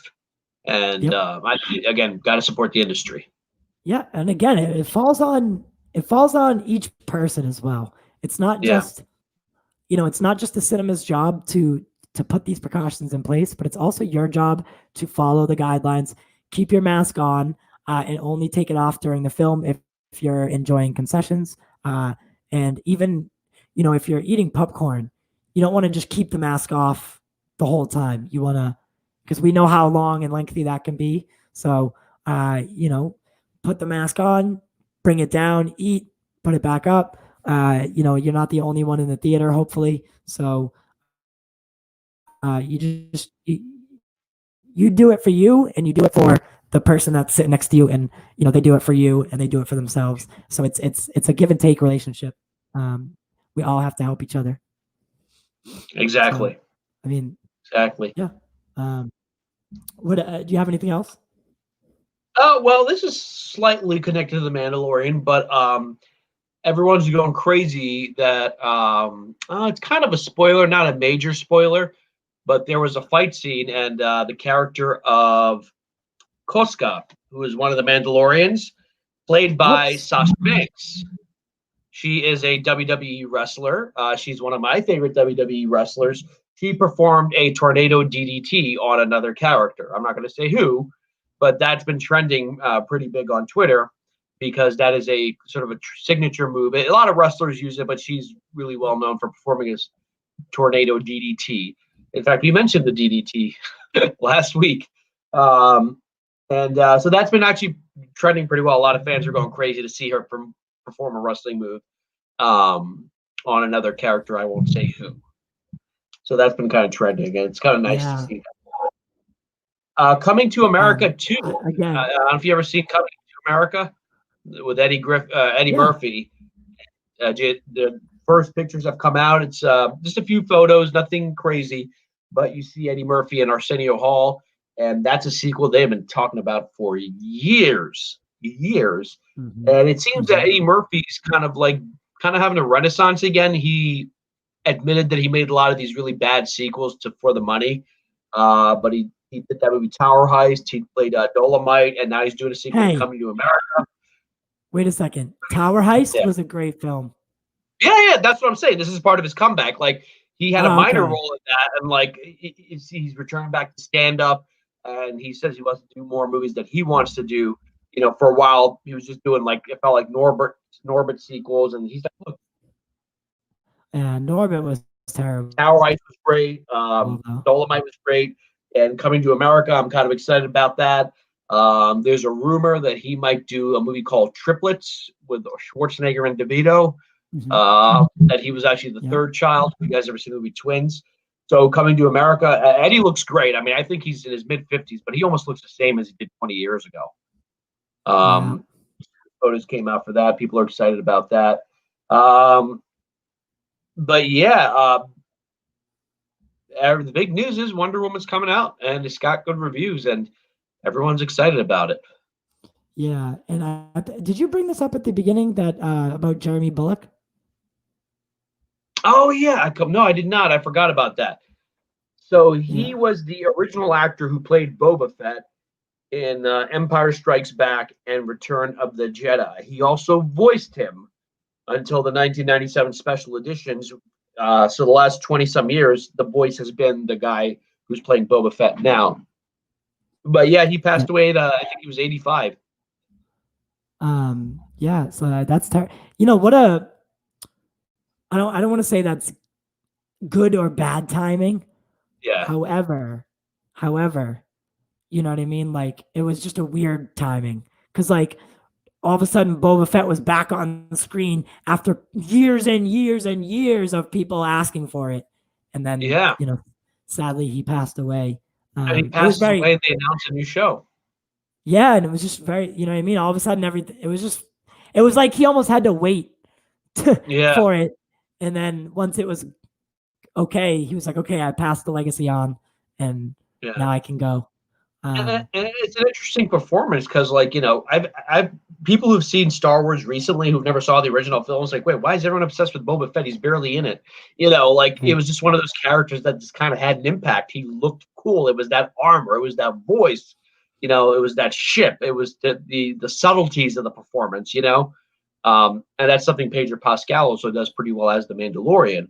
But it was just a character that I think no one expected to be as popular as it did. But once you saw him in Empire Strikes Back, he just became a huge popular character. He's one of the best-selling toys of all time, and I'm glad the legacy continues. It's just nice that, in the way it almost seems like, kind of like a passing of the torch. He passed away, and they announced the continuation of Boba Fett's story. And it's kind of interesting to see where they will go with that. Yeah. So what I always thought about this whole Book of Fett thing. So how is that going to work? So, well, I don't know. Well, do you want me to talk about the post-credit scene? I don't know if we should. Because it doesn't really ruin the episode. It doesn't really ruin the episode. No, just spoiler warning it. Yeah, so folks, if you haven't seen the episode, we're not going to necessarily spoil what happened in the episode, but this is a post-credit scene. So spoiler warning, if you haven't seen it, if you want to see it, maybe like 40 minutes, not even, but there's a post-credit scene. In the post-credit scene, I forgot the name of the sniper, the Asian actress that Mando saved last season. I forgot what her name is. But she and Boba Fett arrive, and it's Jabba's pit. This is Jabba's palace, and I always forget this guy's name. The guy from Return of the Jedi. Like his name is like Bilbo or Billa something. Fortuna. I forgot what the guy's name is, but he was Jabba's number 2. We see him in Return of the Jedi, and Luke uses his Jedi tricks, and Boba's like, "Oh my God, you idiot! You're being controlled by him." He is now sitting in Jabba's throne. Boba Fett shows up, kills some of the henchmen, frees the slave girl, kills. Right. But look up its name. I used to know it so well. This is like when you have like 20 years of Star Wars junk just rolling around your head. Kills him and then takes his seat inside Jabba's palace and just sits there on Tatooine. And it says Book of Fett coming December 2021. Somewhat of a spoiler for the show. It seems like Boba Fett is on a path of redemption. We've only known him as the guy who captured Han Solo, helped the Empire, but that's what Mandalorians are. And Boba technically is not a Mandalorian, but they're bounty hunters. They do what they have to for money, for a price. It seems that he's redeemed himself. So I think it'd be kind of interesting if they wanted to show, let's say, the gangster elements of Tatooine. I think that could be kind of cool. His name was Bib Fortuna. Did you hear me? What'd you say? His name was Bib Fortuna. Bib Fortuna, that's it. I knew there was something. Yeah. So Bib Fortuna kind of had like this long kind of thing. He's now fat and heavy, sitting in Jabba's throne. He sees Boba. He's like, "Hey, you're alive. We thought you died and then he just kills him, kicks him off the throne, and sits down. I think there's going to be kind of like a gangster element to Tatooine, because we know Tatooine, especially Mos Eisley, it's like what Obi-Wan Kenobi says, it's a place of scum and villainy. And now Boba Fett wants to be the new kingpin, for lack of a better word. I think that's the direction they're going to go with this. Okay. Yeah, because I remember that whole thing. So he was like easily commanded by. So he was easily taken over, right, by Luke. Yeah, and Leia killed him. I believe Jabba. Yeah, Leia killed Jabba. So it was what's his name? Fortuna. He was easily controlled, and he was now sitting in that chair because Leia killed Jabba. Right. Yeah, he was dead. Right, and I remember when before Mandalorian came out, we had done the report on the green guys that were walking, like the henchmen. Yeah. Like the pig-like species. Yeah. They were henchmen. Yeah, they were all there in Return of Jedi. We actually see them earlier in the first episode of Mandalorian. They're fighting in a ring. Yes. So yeah. So yeah, I remember reporting on that and saying that they were going to be in this season. Yeah. And then and then the way we reported it was them and a lot of faces from the original trilogy are going to make the original 6 movies were going to make appearances. And yeah, they held true to their word. Yeah. So there you was want to talk about that, good. Or do you yeah, it's fine. All right, guys. We can end it with spoilers for the last episode. Major spoilers. 1 second, I'll change this to major. Yeah, major spoilers, because you do not want this told to you over a podcast. Yes, not really. Yeah, and if you still haven't seen the episode, please go see the episode because I literally went whoopee like a kid. So this is a spoiler for the finale. Yeah. Last week we were talking about the Mandalorian, and I said they keep saying they're looking for a great Jedi to help out, and you were asking me, and I was like, it has to be technically the only major Jedi, master Jedi out there in this time frame would be Luke Skywalker, and holy crap. You see a single X-Wing come in. I'm like, okay, it's a single X-Wing. Nah, it's not going to be Luke Skywalker. It's not going to be Luke Skywalker. You see him in the black robe that he wore in Jedi. I'm like, they're not bringing Luke Skywalker in. And you see he's got one glove because his one hand was taken off. And then I saw that green lightsaber. I'm like, that's Luke Skywalker. My sister's like, what the hell's wrong with you? I'm like, I'm going crazy. I'm like, that's Luke Skywalker. And I obviously it was just a cameo. Because I think the story so Luke has come to take the child away, possibly to restart the Jedi Temple. And was it fan service? Yes, but it also made sense in terms of the plot. Ahsoka told that you take the child to this rock where he will meditate and communicate to any Jedi out there. Well, the most powerful Jedi is Luke Skywalker. He brings R2-D2 with him, and R2 kind of beeps and boops when he sees Grogu because R2 knew Yoda. And sees that kind of familiarity. And I think the story of Grogu is done for now. Yeah. I think the story's not going to shift to the Mandalorians and, taking back Mandalore. I think that's, but I think he will be back. He will be back. And yes, they use Mark Hamill. And now he has the Darksaber, and we found out that, I guess some people already knew this, but you have to win that in battle. I didn't know that. I'm not one of the ones who knew that. I don't know how is that canon for it. Well, there's so many books written, but like all of them became non-canon as soon as they made The Force Awakens. So the problem is because there were stories that Boba Fett had come out of the Sarlacc pit, but we don't know if that's canon anymore because now you have new movies. But this show seems to be drawing material from those books. Okay. So talk about the Mandalorian. So he ends up with the Darksaber after defeating Moff in battle, and the whole reason that Homegirl came with them was to get that. So I almost thought that she was gonna try to like turn on him, or because he tried to yield it to her, but apparently that's not how that works. But here's the thing: she doesn't have to kill him because he didn't kill Moff Gideon. Right. He just defeated him and took it. So she just have to beat him in a fight, Right. But it would have to be an authentic fight, and I do not think she has the capability. So they can't just do like a sparring session, I guess.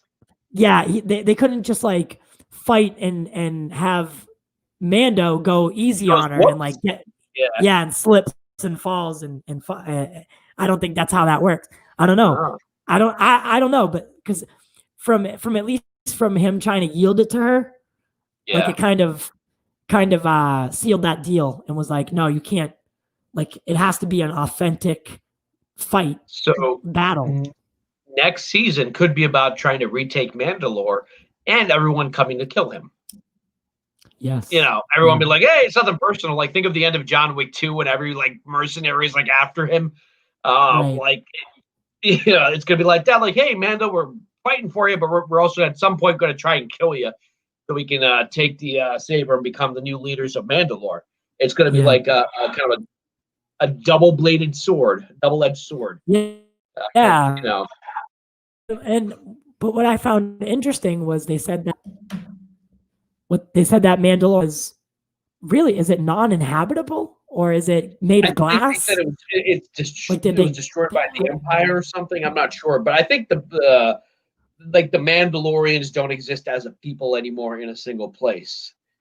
They're kind of scattered. Because I was as someone like me, I'm not as well versed in the Star Wars lore. I just got on board with a lot of it the last couple of years, so. I don't spend a lot of time looking into reading the comic books that came with it or stuff that explains all that. I just want, I like it. I like it a lot, and I would like to know a lot more. It just seems like I'm so far behind, and people are. Well, not necessarily. Like, I've been a Star Wars fan for 25 years. Like, I remember when there was only one trilogy, and that was all we had. And even I don't know all this stuff. Like, I read the Thrawn trilogy, which is, remember, Ahsoka says, "Where's your leader? Where's General Thrawn?" When they said that name, that was sort of the trilogy a lot of fans wanted to be made. He's an Empire general that still causes problems for the New Republic. And I'm not sure. So, like, I'm not sure there's so much material, even I don't know about it. What does this mean? What was he saying? I'm not sure, because it was definitely a Luke Skywalker. Yeah, right? I think maybe he hasn't seen the episode. Oh, well, he shouldn't have watched Just that. ruin it for him. Shouldn't. Yeah. Oh wait, I don't don't know. ignore everything we just said and go watch that episode. But yeah, but it was definitely Luke. I even retweeted something from Mark Hamill. And yeah, he was credited in the cast. So I think the body might have been another actor, and then they did the face. And it was that was. You could tell it was. You could tell it was that deep fake technology. Yeah, I was a little bit disappointed by how it looked. Well, because everyone wanted Sebastian Stan, so that's what I was kind of expecting. Yeah, because it looked like him when they just showed the bottom of his mouth. Like, that looked like Sebastian Stan.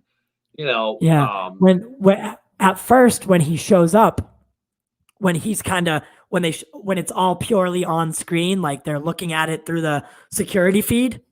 Yeah.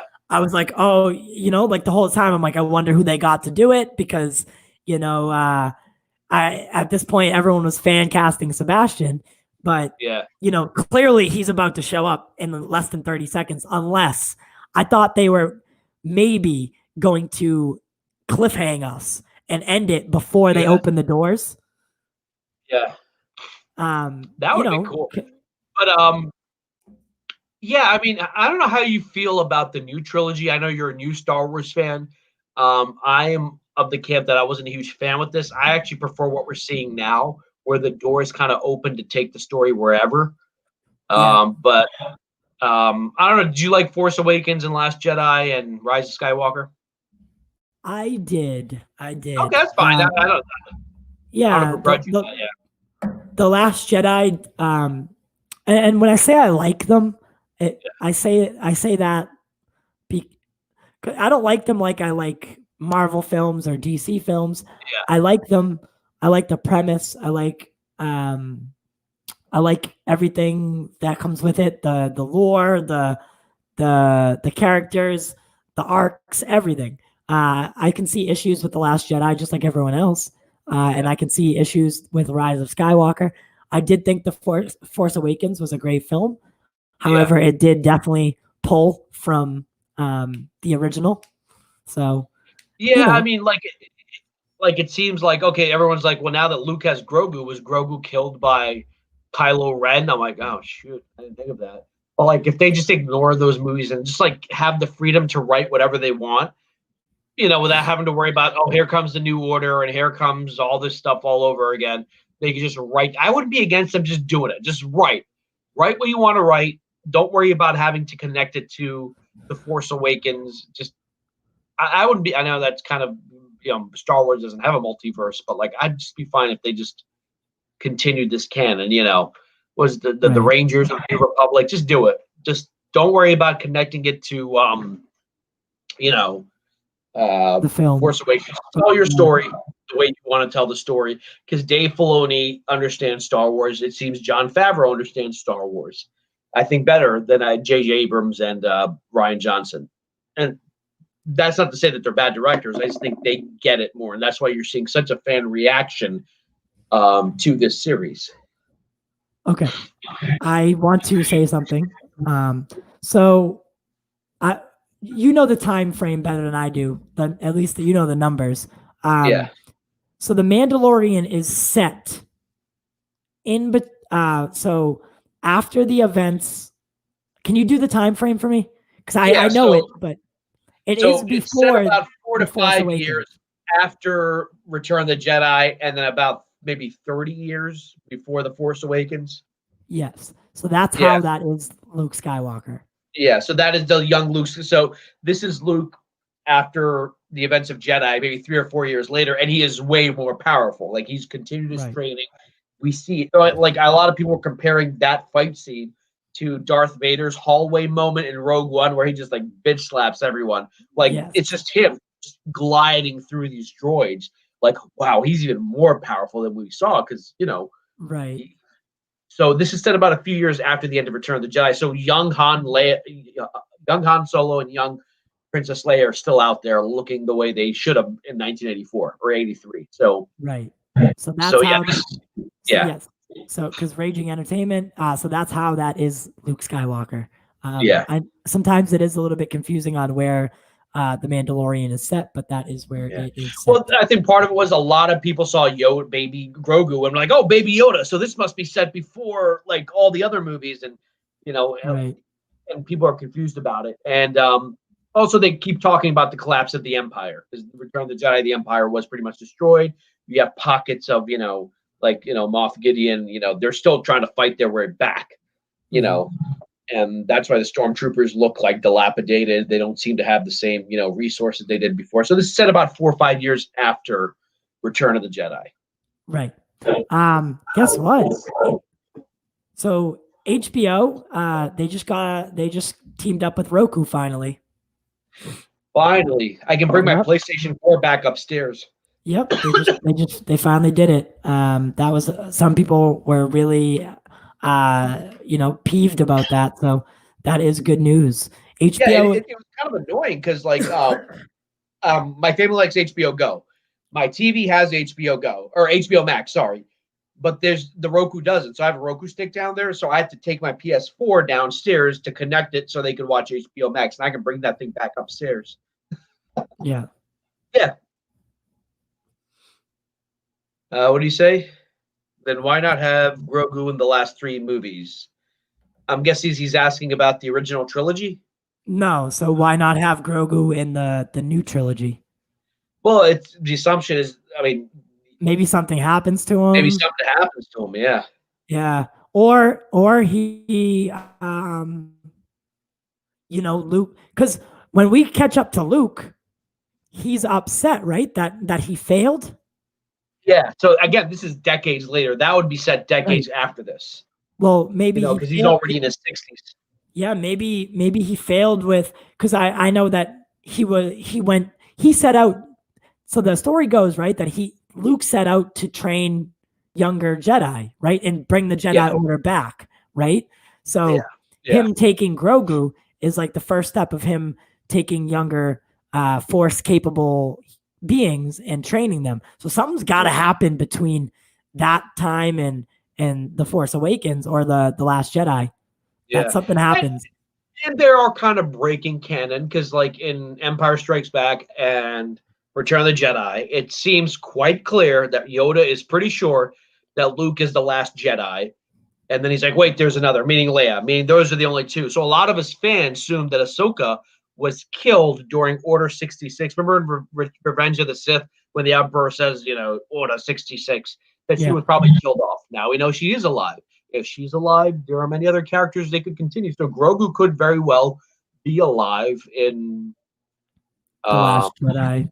Last Jedi somewhere out there, and who knows? So he would be about 80. So he's 50 now.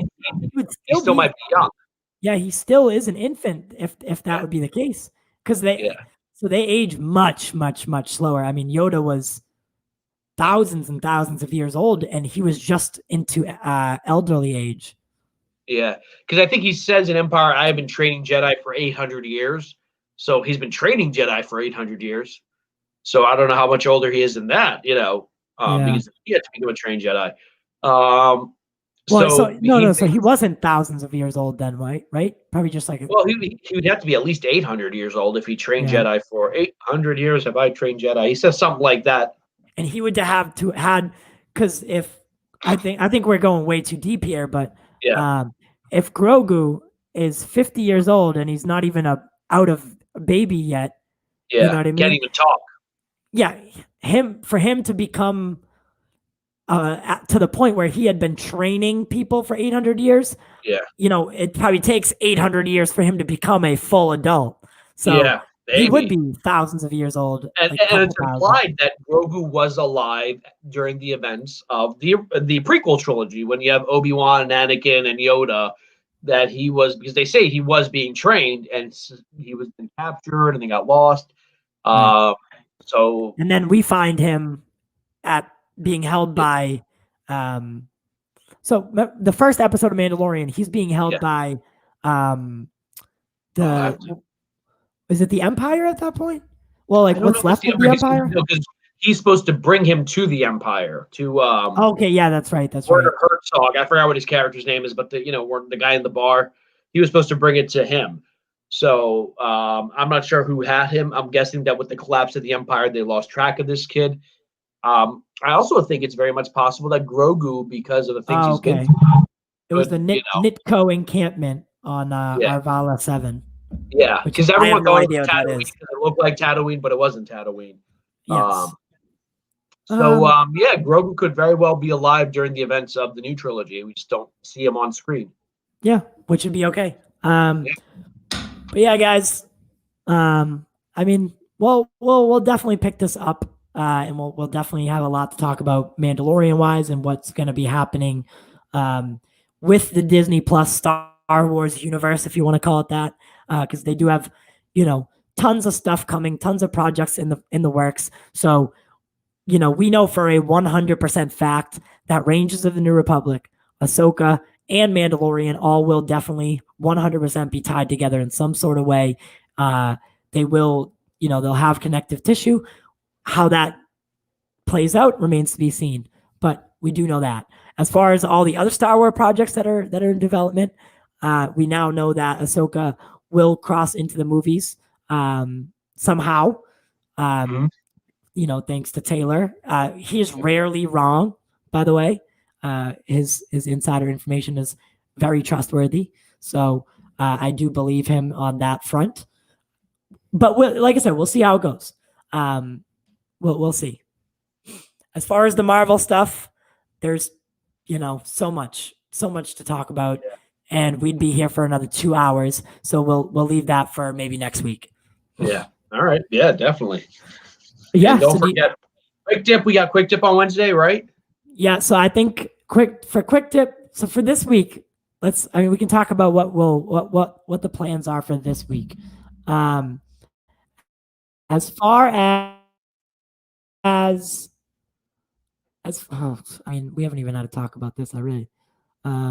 As far as this week goes, on Monday, I will just, because I didn't get to do his Dark Materials review this week because I had a lot going on. So I'm going to do the 2 latest episodes on Monday.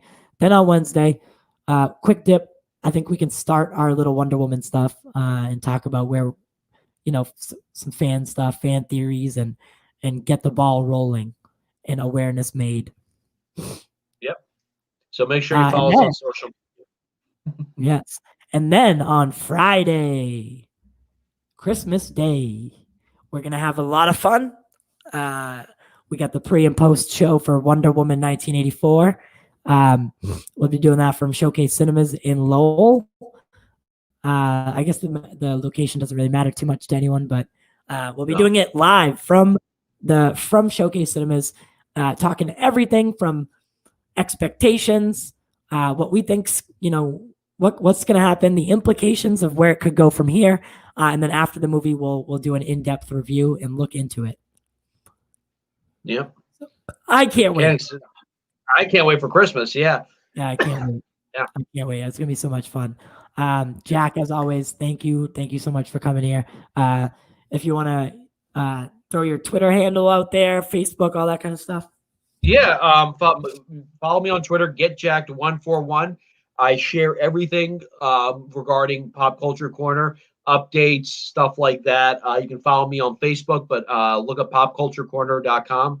Pop Culture Corner on Facebook. The website's coming. It is coming. The website's coming. And if you want, you can follow me, but I'll be sharing all the good headlines you see are written by me. Yeah. Artists United. But yeah. And we also are looking for people who might be interested in writing. If you're interested in writing, you can message Tyler, or you can message me, or you can message Pop Culture Corner directly on Facebook. Yeah. We need an Xbox person. Yeah. It's definitely not me. Yeah. I could. It's definitely not me. I'll tell you that right now. I can't even write about. I could. The only thing I could write about is like Nintendo 64. There you go. Back in the day kind of deal. Sega Genesis. That was my no Dreamcast. Dreamcast was my jam. I used to love that console. Loved it. You love that. Oh man, I used to play the MLB game on it. It was good stuff. Yeah.